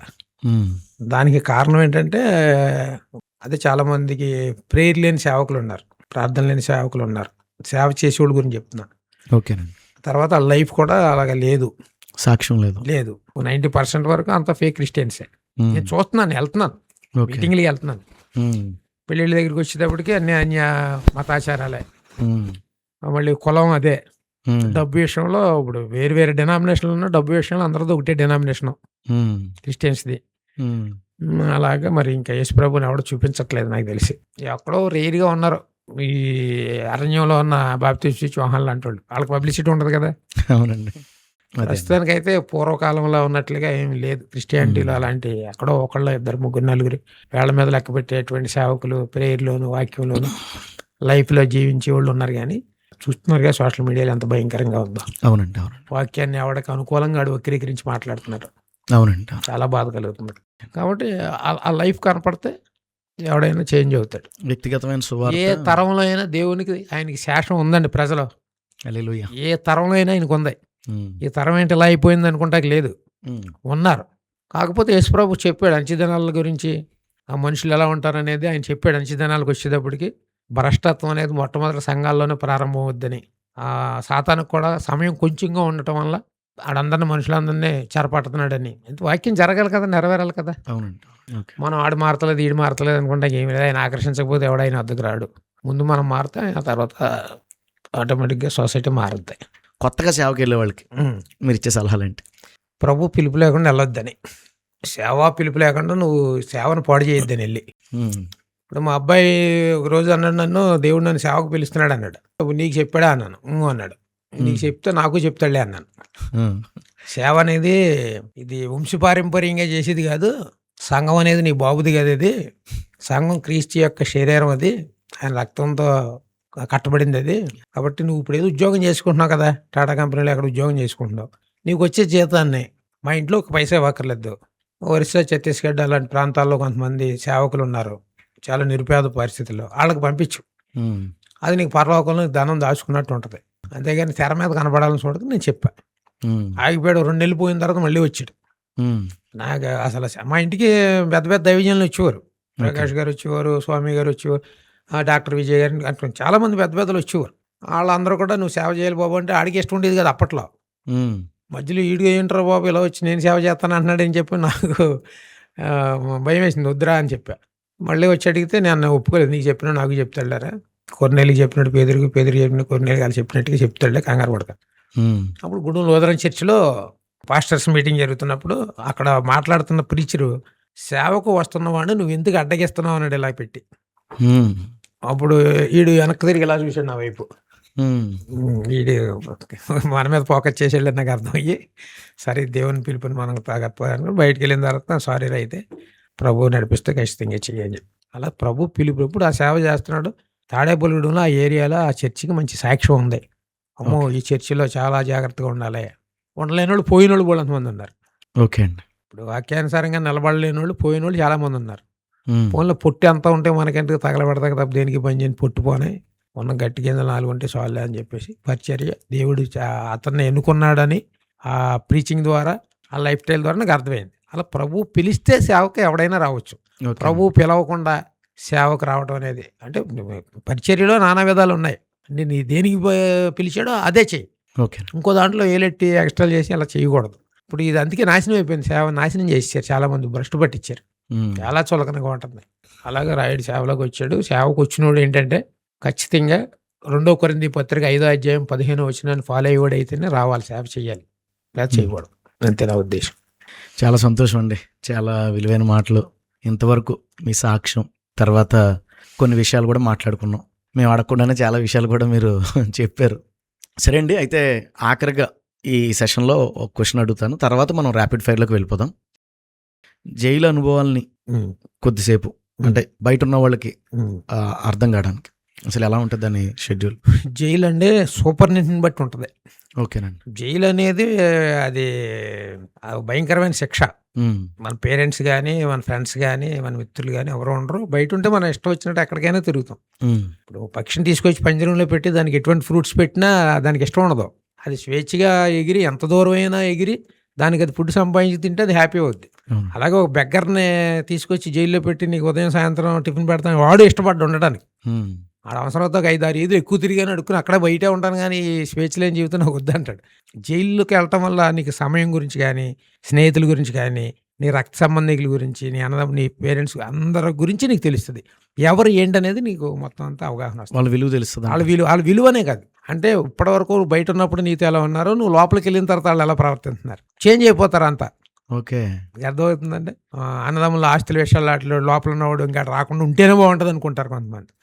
కొంతమంది తల్లిదండ్రులు కూడా అలాగే అనుకుంటారు, రాకుండా ఉంటేనే బాగుంటుంది అనుకుంటారు. అలాగే కాలం విలువ అని, స్వేచ్ఛ అనేది ఏంటి, దేవుడు మానవుడికి ఇచ్చింది ఏంటి స్వేచ్ఛ, అదే కోల్పోతే ఇంకెలా ఉంటుందండి. కానీ కొంతమంది ఏంటంటే హ్యాబిచువల్ అఫెండర్స్ ఉంటారు. వాళ్ళకి జైలు అనేది ఏదో ఒక అత్తారు విడుదల ఇల్లాగా ఇలా వెళ్ళటం అలా రావటం ఇలా వెళ్ళటం దాన్ని ఏమో లక్ష్యాలు అలవాటు పడిపోతారు. ఇంకొక విషయం చెప్తాను, జైల్లో టైం గడవదు. మాకు లాకప్లోను మాకు సింగిల్ బ్యారక్ చివరి దాకా గూడ్స్ పెట్టలేక ఉంటుంది. బయట వరండాలో వాటర్ నైట్ తిరుగుతూ ఉంటాడు. లోపల గడియారాలు ఉండవు, జైల్లో టైం గడియారాలు ఉండవు. వాటర్ గారిని పిలిచి టైం ఎంత అయిందండి అంటే నైట్ 8 అంటాడు. 3 గంటలు పోయిన తర్వాత మళ్ళీ పిలిచి ఏమన్నా టైం ఎంత 8:05 అంటాడు. అంత కఠినంగా కొడుతుంది. అర్థమైందా మీకు? మనం 3 గంటలు అయింది అనుకుంటాం కానీ 5 నిమిషాలు అవుద్ది అప్పటికి. అస్సలు సమయం గడవదు అక్కడ, పిచ్చి ఎక్కిపోద్ది అనమాట. ఎప్పుడు తెల్లారద్ది, ఎప్పుడు చీకటాడద్ది, యోబు గ్రంథాలు అంటాడు కదా, అలా ఉంటుంది పరిస్థితి. రోజులు గడవు, చాలా భయంకరంగా ఉంటుంది. కానీ యేసు ప్రభు నమ్ముకున్న తర్వాత రోజుకి 24 గంటలు సరిపోయేది కాదు. దేవుడు 36 గంటలు ఎట్టినా బాగుంటారంటే మిగతా ఖైదీలు తిట్టుకునేవారు. సత్తుంటే ఇక్కడ 24 36 గంటలు అంటాడు. ఎందుకంటే బైబిల్, ప్రేయర్, ఈ సహోదరులతోటి ఫెలోషిప్, నేను ఎక్కడన్నా 10 మంది చేరిపోయారు నా చుట్టూ, ఒకదానికొకటి మాట్లాడుకోవటం, ఆన్సర్ చాలా సరదాగా ఉండేది అనమాట. అలా టైం యేసు ప్రభువులో లేకపోతే డిప్రెషన్లోకి వెళ్ళిపోతుంది. కానీ సంతోషంగా అలా బయటకు వచ్చాడు. ఓకే అండి, చాలా సంతోషం, మంచి విలువైన విషయాలు చెప్పారు. అయితే చివరిగా ర్యాపిడ్ ఫైర్. ర్యాపిడ్ ఫైర్ అంటే ఏంటంటే నేను కొన్ని క్వశ్చన్స్ అడుగుతాను, వాటిని సింగిల్ వర్డ్లో కానీ సింగిల్ లైన్లో కానీ, అంటే ఒక పదంలో కానీ లేదా ఒక లైన్ మాటల్లో కానీ చెప్పగలగాలి. మీరు సువార్త చేశారు, సంఘంలో కూడా పరిచయం చేశారు, సాక్ష్యం చెప్పారు. మీరు చేసిన పరిచర్యలో మీకు బాగా నచ్చే పరిచర్య ఏంటి? ఇప్పటి వరకు చేసినటువంటి పరిచర్యలో నాకు మా మనసుకు తృప్తినిచ్చిన పరిచర్య ఏంటంటే ఛత్తీస్గఢ్, ఒరిస్సా. ఓకేనండి. ఆ పేద ప్రజలకి వాళ్ళకి మనం ఏదైనా పట్టుకెళ్ళి ఇచ్చినప్పుడు వాళ్ళ సంతోషంతో ఉండటం, వాళ్ళ నవ్వుని చూసి ఆనందపడటం, తర్వాత మనం చెప్పింది వాళ్ళు వినటం, అంటే ట్రాన్స్లేట్ చేస్తూ ఉంటారు వినటం. దీనికి మెయిన్ ఏంటంటే ప్రభు నడిపింపు. మాకు నర్సాపురంలో సూర్యప్రకాష్ గారని లేస్ బిజినెస్ చేస్తాడు. ఆయన బిలీవరే, ఆయన సేవకుడు కాదు. కానీ ఆయన డైలీ 4-5 అవర్స్ ప్రేయర్ చేస్తాడు ఆయన. ఆ, అలా ప్రార్థనాపూర్వకంగా మేము చేసిన పరిచర్యలో మణిపూర్ తోటి ఛత్తీస్గఢ్ వరుస ఒకటి మాకు ఎంతో తృప్తినిచ్చినాయి. మనసుకి వాక్యాన్ని మనం ఫాలో అయ్యాం కదా అనిపించింది. ఎందుకంటే డబ్బున్న వాళ్ళ దగ్గర, మధ్య తరగతి వాళ్ళ దగ్గర అందరూ సేవ చేస్తారు. అలా నిరుపేదల దగ్గర ఎవరు చేస్తారు? ఆ వాసన భరించలేం. ఉమ్, అక్కడ మనకి సరైన ఫుడ్ దొరకదు. ఏ పక్కన నుంచి ఎవడ దాడి చేస్తాడో తెలియదు. ఎంక్వైరీ కోసం వస్తూ ఉంటారు. ఓకే అండి. ద్వారక అంటే ఇప్పుడు నక్సలైట్లు మన ఎన్కౌంటర్లు పోయి ద్వారక ఉండేది. ఉహుం. పాస్టర్లను చంపేసేవారు. ఆ, అలాంటిది మేము రిస్క్ చేసి వెళ్ళేవాళ్ళం. మేము ఓకే. భయపడేవాళ్ళం కాదు. ఆ పరిచర్య నాకు ఎంతో సాటిస్ఫై అయ్యాడు. ఇప్పుడు మీరు సువార్త చేశారు, అలాగే కొంతకాలం సంఘ పరిచయం కూడా చేశారు, బయట సాక్ష్యాలు చెప్తున్నారు. ఇవి బాగా జరగడానికి, అంటే నేను వీటిని సంతృప్తిగా చేయగలిగాను అనే విధంగా చేయడానికి ముఖ్యమైన కారణం దానికి ప్రేయరు, దేవుని ఆత్మ నడిపించారు. అంతే. ఓకే అండి. ఇది చేయకుండా ఉంటే బాగుండేది అనిపించింది ఏదైనా ఉందా మీ, అంటే ప్రభుని నమ్ముకున్నాక లేదా పరిచయకు వచ్చిన తర్వాత ఇది చేయకుండా ఉంటే బాగుండేది అనిపించింది నాకు. నేను ఏం చేసేవాడంటే చర్చిలో ఇదివరకు వాక్యం చెప్పేవాడిని. ఒకరు ఏదో టాపిక్లో మా అబ్బాయి ఏమన్నాడంటే, దేవుడు నిన్ను ఈ పరిచర్యకి పిలవలేదు, సాక్షిగానే పిలిచాడు నిన్ను అన్నాడు. అప్పుడు నన్ను నేను ఆత్మవిమర్శ చేసుకున్నప్పుడు వాక్యం చెప్పడం అనేది నేను చేయకుండా ఉండవలసిందని నేను అనుకున్నాను. ఓకేనండి. అదే ఇందాక మీరు అన్నారు కదా, పరిచర్యలు నానా విధాలుగా ఉన్నాయి, ఎవరిని దేనికి పిలిస్తే అదే చేస్తే ఫలభరితంగా ఉంటుంది. బైబిల్లో మీ ఫేవరెట్ భక్తుడు అడిగితే ఎవరి పేరు చెప్తారు? బైబిల్ అంతట్లో నాకు ఫేవరెట్ అండి పౌలే అనే చెప్తాను. ఓకే. ఎందుకంటే ఆయన ఎన్ని కష్టాలు పడ్డాడు అనేది, పౌలు గురించి చదువుతున్నప్పుడు కళ్ళంట నీళ్ళు పెట్టుకునే సందర్భాలు చాలా ఉన్నాయి నాకు జైల్లో. ఎందుకోసం ఇంత ఇలా పడ్డాడు, ఆయన ఎన్ని బాధలు పడ్డాడు, హెల్త్ బాగోక దేవుణ్ణి అడిగినా సరే మమ్మారు ఈ ముళ్ళు తీసేయమంటే నా కృపసాలు నన్ను, అయినా సరే ఆయన ఫెయిత్ని ఎలా కాపాడుకున్నాడు. ఇప్పుడు అన్నీ బాగున్నప్పుడు ఫెయిత్ ప్రతి ఒడు కాపాడుకుంటాడు. అలాంటి సిచ్యువేషన్లో ఆయన ఎలా కాపాడుకున్నాడు. బ్లడ్ వచ్చేలాగా కొట్టి జైల్లో పడేసిన ఇన్ని పరిస్థితుల్లో కూడా ఉన్న వాళ్ళు అందరూ వదిలి, అది నాకు ఎక్స్పీరియన్స్ అయింది నా లైఫ్లో. నాశయాలో ఉన్న వారందరూ నన్ను విడిచి వెళ్ళిపోయారు అన్నారు ఒంటరిని చేసి. మనం పౌలు గంట అప్పుడు బాధపడినప్పుడు అనుకున్నాం, పౌలు గంట గొప్పడం ఏంటి, మనం ఆయన్నే వదిలేసి వెళ్ళిపోయారు, యేసుప్రభుని వదిలేసే పారిపోయారు, మనం ఎందుకు ఫీల్ అవటం అని చెప్పి ఇది నాకు పౌలు అంటే చాలా ఇష్టం. నెక్స్ట్, బైబిల్లో మీ ఫేవరెట్ బుక్ అంటే ఏం చెప్తారు? 66 పుస్తకాల్లో 66 పుస్తకాలు నాకు ఫేవరెట్. వాటిలో ఇది నన్ను బాగా ప్రభావితం చేసిందనే బుక్ గలతీలు రాసిన పత్రిక 6:7 నన్ను ప్రభావితం చేసింది. ఒక్క వచనమే, మోసపోకుడి, దేవుడు విక్రయింపబడడం, మనుషుడు ఏమి విత్తున ఆ పంటనే. మీరు విన్నది ఫస్ట్ అదే కదా? ఫస్ట్ అన్నది అదే. ఇప్పుడు చాలా చోట్ల పెద్ద పెద్ద చర్చిలు కడుతున్నారు, వీటి మీద మీ అభిప్రాయం ఏంటి? వాటికి నేను పూర్తి వ్యతిరేకిని. ఎందుకంటారు? ఆ చర్చిలు కట్టాను ఎందుకంటే నేను ఒక వచనం చూపిస్తాను మీకు. ప్రకటన గ్రంథం 21వ అధ్యాయంలో 21వ వచనంలో, దాని 12 గుమ్మములు 12 ముత్యములు, ఒక్కొక్క గుమ్మము ఒక్కొక్క ముత్యముతో కట్టబడి అన్నది, పట్టణపు రాజవీధి శుద్ధ సువర్ణమైన స్వచ్ఛమైన స్ఫటికమును పోలి అన్నది, దానిలో ఏ దేవాలయమును నాకు కనపడలేదు. యేసుప్రభుకి శిష్యులు చెప్పారు, ఇన్ని సంవత్సరాలు కట్టారు మా ఓళ్ళు మా పితరులని, దాని మీద రాయి ఉండకుండా పడిపోద్దని ఆయన చెప్పాడు. ఇవన్నీ ఎప్పటికైనా కూలిపోయి పంచిపోతాలు లయమైపోతాయని చెప్పినప్పుడు అంత డబ్బు ఖర్చు పెట్టి ఆ డిజిటల్ చర్చెస్ అని, మెగా చర్చెస్ అని కట్టి, ఆ డబ్బు పేదలకి, అనారోగ్యంతో ఉన్న వాళ్ళకి, కొంతమంది వాళ్ళ పిల్లలకు ఒక 50,000 10,000 25,000 50,000 ఉంటే ఒక అమ్మాయి పెళ్లి చేసేస్తారు వాళ్ళు. అలా లేని నిరుపేదలు ఎంతోమంది సంఘాల్లో ఉన్నారు. వాళ్ళకి మానేసి ఇప్పుడు యేసుప్రభు ఏసీ చర్చిలో ఉంటాడా, మామూలుగా 4 ఏ చెట్టు కింద కూర్చుని వాక్యం చెప్పుకుని ఉండడా? అదేంటి, మనం దేవుణ్ణి ఆరాధించుకుంటే ఒక స్థలానికి ఏం ప్రాముఖ్యత లేదు కదా. ఓకే అండి. ప్రస్తుతం కొంతమంది ఈ ఆకర్షణీయమైన బోధలు, తర్వాత పాపం గురించి బోధించకుండా ఎలా బ్రతికినా పర్లేదని, ఎలాంటి ఒక, ఇంకా చెప్పాలంటే మారు మనసు లేని క్రైస్తవులు కోకొలలు అయిపోవడానికి ఒక రకంగా సేవకులే కారణం అవుతున్నారు కదా. వీరి విషయంలో సంఘానికి మీరు ఇచ్చే ఒక సలహా? ఈ విషయంలో దొంగ బాధకులు దేని తప్పు కదా నన్ను అడిగితే. ఆడు బతుకు తెరువు కోసం ఎన్నో మ్యాజిక్ ట్రిక్లు చేస్తాడు, కూటు కోసం కోటి విద్యలని. వాళ్ళని ఫాలో అయ్యేవాళ్ళదే తప్పు అంటారు. దేవుడు బైబిల్ గ్రంథం అందరికీ ఇచ్చాడు కదా. అవునండి. మరి వాళ్ళు చదివితే వాళ్ళని ఫాలో అవ్వరు కదా. ఇప్పుడు నేను మర్డర్ చేశాను, మర్డర్ చేస్తే పోలీసులు నా మీద ఏం చేశారంటే ఐపీసీ 302 సెక్షన్ పెట్టారు, ఇండియన్ పీనల్ కోడ్. భారత రాజ్యాంగంలో ఐపీసీకి 519 సెక్షన్లు ఉన్నాయి. అది నాకు తెలియదు అసలు. మర్డర్ చేస్తే 302 సెక్షన్ ఉందనే నాకు తెలియదు. కానీ నేను మర్డర్ చేశాను. మరి ఆ సెక్షన్లో ఉండడం నాకు తెలియదండి, మరి నన్ను ఎందుకు జైల్లో పెడతారని నేను ఊరుకుంటారా? తెలుసుకోకపోవడం వాడు తప్పు. భారతీయ శిక్షణ స్మృతి గురించి, ఆ చట్టం గురించి తెలుసుకోకపోవడం నా తప్పు. నేను తెలుసుకోకుండా అబ్బాయి నాకు తెలియదండి, నేను మర్డర్ చేశానండి, దొంగతనం చేశానండి, ఈ సెక్షన్కి ఇలా జైలు వేస్తారు నాకు తెలియదండి, నన్ను వదిలేయండి అంటే వదిలేస్తారా? వదలరండి. అలాగే రేపు పొద్దుట యేసుప్రభు బైబిల్ ఇచ్చాడు కదా నీ చేతికి కూడా, నువ్వు చదవాలి కదా దాన్ని. నువ్వు ఎవడో ఏదో చెప్పాడు వెనకాల ఫాలో అవుతుంటే అటు చెప్తాడు, అలా 100 మంది వస్తారు, 1000 మంది వస్తారు. వాళ్ళ తప్పేంటి? వాళ్ళకి ఏంటంటే వాళ్ళకి అసలు మనస్సాక్షి లేదు, వాళ్ళు సంపాదించుకోవాలి, భోగభాగ్యాలతో ఉండాలి వాళ్ళు. నీది తప్పు. ఇప్పుడు నువ్వు నీ పిల్లోని స్కూల్లో జాయిన్ చేయడానికి ఎన్ని కాన్వెంట్లు తిరుగుతున్నావు, అక్కడ బాగా స్టడీ చెప్తారని. ఓ పూట అన్నం తింటే మళ్ళీ బహిర్భూములు విడిచిపెట్టే హోటల్ గురించి ఎంత ఎంక్వైరీ చేస్తున్నావు నువ్వు? అవునండి. అలాగే వీళ్ళు కూడాను అన్ని ఎంక్వైరీలు చేసుకుంటారు కదా. మరి బైబిల్ వాక్యం వాడు చెప్పేది అలా ఉందా లేదా అని బెరయ సంఘంలాగా ఎందుకు చేసుకోరు? తప్పు ఎవరిది? వీళ్ళకి యేసుప్రభు వాళ్ళని ఏమండవు, వాళ్ళందరికీ ముందే కటికి బెల్లం తీర్పు తీర్చేసి ఉంచాడు, వీళ్ళకి తోలు తీసేస్తాడు రేపు పొద్దుట చర్చిలకి వెళ్ళేవాళ్ళు. కాబట్టి యేసుప్రభు ముందే చెప్పాడండి, ఆయన మార్గం ఇరుకు మార్గం, విశాల మార్గం. ఈ తప్పుడు బోధకులు అనుసరించే వాళ్ళందరూ విశాల మార్గంలో ఉన్నారు, వాళ్ళందరూ నాశనానికి పోతారు. దానికి వాళ్ళే ఉత్తరవాదులు. దేవుడు వాక్యం ఇచ్చాడు, చదువుకు ప్రతి ఒడి చేతిలో పెట్టాడు, నీకు అర్థమయ్యే భాషలో పెట్టాడు. ఇదేమి మనకు అర్థం కాని పోజార్లు చదివే సంస్కృతం కాదు కదా. మరి నువ్వు చదువుకోకుండా ఏదో చెప్తే పైగా వెనకాల అడేదని చెప్తుంటే వాళ్ళు అడేదని చెప్తుంటే ఆమె ఎందుకు చెప్తున్నారో వాళ్ళకే తెలియదు. ఇదంతా ఈ క్రైస్తవానికి ఈ దొంగ ప్రీచర్లు భ్రష్టు పట్టించారనుకుంటాం, కానీ ఈ దొంగ క్రైస్తవుల వల్ల ఇలా జరుగుతుంది, బైబిల్ చదివినోళ్ళ వల్ల. థ్యాంక్ యూ అండి. ఇప్పుడు చాలా ఫెలోషిప్లు, ఆ ఫెలోషిప్లు మళ్ళీ ముక్కలు అయిపోవడాలు, మళ్ళీ రకరకాల ఫెలోషిప్లు ఇవన్నీ ఉన్నాయి కదా, వీటి మీద మీ అభిప్రాయం ఏంటి? అంటే నేను చాలా ప్రాంతాలు తిరుగుతూ ఉంటాను కాబట్టి కొన్ని ప్రాంతాల్లో ఫెలోషిప్లు చూస్తే నాకు చాలా సంతోషం వేస్తుంది. నేను వాళ్ళతో కలిసి నేను ఉంటాను, రాయలసీమలో కానీ ప్రకాశం డిస్టిక్లో కానీ. అలాగే కొన్ని ఫెలోషిప్లు ఏంటంటే వాళ్ళు ఒకళ్ళు పొగుడుకోవటం కోసం, వాళ్ళ గొప్పతనాల కోసం, పదవి వ్యామోహంతో వాళ్ళు చేసేవి ఉంటుంది. అలాంటి దగ్గరికి వెళ్ళిన ఎవరన్నా పాస్టర్ వెళ్ళాడంటే ఆడాత్మీయ జీవితం కూడా నాశనం అయిపోద్ది. కాబట్టి ఇందులో మంచి ఉంది, చెడు ఉంది, కాబట్టి మనం వెతుక్కోవాలంటున్నాడు. ఇప్పుడు అపోస్తుల కార్యాలు 18వ అధ్యాయంలో ఒక మాట ఏమన్నదంటే, పౌలు కొరింథు పట్టణంలోకి వెళ్ళాడంట, అక్కడ అకుల ప్రిస్కిల్లను కనుగొని అన్నాడు. భక్తులు అంటే కనుగొంటేనే దొరుకుతారు వాళ్ళు, వజ్రాలు బంగారాలు అంటాడు. ఈ కంకర రాళ్ళు ఎక్కడ పడితే అక్కడ ఉంటాయి, ఇవన్నీ ఎత్తుకోక్కలేదు, కాళ్ళు తగులుతూ ఉంటాయి. కాబట్టి నువ్వు కనుగొనాలి. ఇప్పుడు ఈ ఫెలోషిప్ ఆత్మీయతగా ఉందా, దేని గురించి మాట్లాడుతున్నారు? సార్ రాయుడు బాబును మీరు ఎవరో పంపితే వెళ్ళారంట వాళ్ళు, వెళ్తే అక్కడ ఛాలెంజ్లు, తొళ్ళ కొడతాలు, మేసాలు తిప్పుతాలు, నాకంటే భయంకరంగా ఉన్నారంట వాళ్ళు. కాబట్టి అది నీకు ఎప్పుడైతే లోపల ఆకలి ఉందో, నీకు ఎప్పుడైతే గుండెల్లో మంట. నేను ఒకసారి ఏం చేశాను, నేను జైల్లో చదువుకుని బైబిల్ బయటకు వచ్చి కొన్ని చర్చిలకు వెళ్ళేటప్పుడు నాకు పిచ్చెక్కిపోయింది.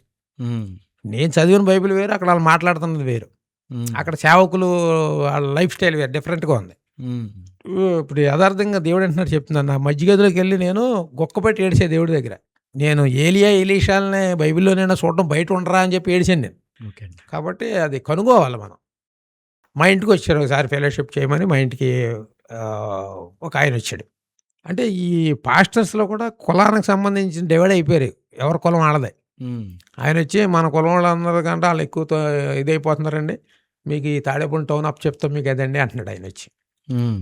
అప్పుడు నేను ఏం చెప్పానంటే, ఒక పని చేయండి, ఈ ఫెలోషిప్లు కూడా తర్వాత మీరు ఎంతమంది వస్తారో పాస్టర్లు అంతమంది నెలకొకసారి మా ఇంటికి వచ్చేయండి, ఉదయం 9 నుంచి 3 దాకా ఫాస్టింగ్ ప్రేయర్ చేద్దాం, మీ అందరికీ భోజనాలు నేను అరేంజ్ చేస్తాను, ప్రతి ఒడికి పెట్రోల్కి 200 ఇస్తాను. మళ్ళీ కనపడలేదు ఇప్పుడు దాకా. అర్థమైందా? అంటే ఫాస్టింగ్ ప్రేయర్ అన్నాం కదా, అందుకు మళ్ళీ కనపడలే ఫాస్టింగ్ ప్రేయర్ అంటే. కాబట్టి వెతుక్కోవాలి. పాస్టర్దే తప్పే, వాక్యం చదివితే అతనికే అర్థం అవుద్ది, మీరేం చెప్తున్నారో అర్థం అవుద్ది. నువ్వు పదవి కావాలనుకుంటే నువ్వు ఎక్కడన్నా ఒకటే, అంతే. ఓకే అండి, థ్యాంక్ యూ. చాలా విలువైన సంగతులు, మీ సాక్ష్యం, తర్వాత చాలా కొన్ని అనుభవాలు, మాకున్న కొన్ని సందేహాలు, చివరిగా ర్యాపిడ్ ఫైర్లో కూడా ఫైర్గానే ఆన్సర్ చెప్పారు. నిజంగా దేవుడు ఇట్టి మంచి సమయాన్ని మనకి ఇచ్చినందుకు ఆయన్ని స్తుతిస్తున్నాము. మేము పిలవగానే మా దగ్గరికి వచ్చి మీ యొక్క సాక్ష్యాన్ని, అలాగే కొన్ని అనుభవాలను పంచుకున్నందుకు ప్రభు నామములో మీకు వందనాలు చెల్లిస్తున్నాం. చాలా థ్యాంక్స్ అండి, మీరు పిలవగానే వచ్చినందుకు. దేవుడు మీ పరిచయం ఇంకనూ విస్తరింపజేసి మీ ద్వారా అనేక మంది బలపడేలాగా, ఉద్యమం పడేలాగా దేవుడు మిమ్మల్ని వాడుకోవాలని మేము కూడా ప్రార్థన చేస్తాం. థ్యాంక్ యూ అండి. Thank you.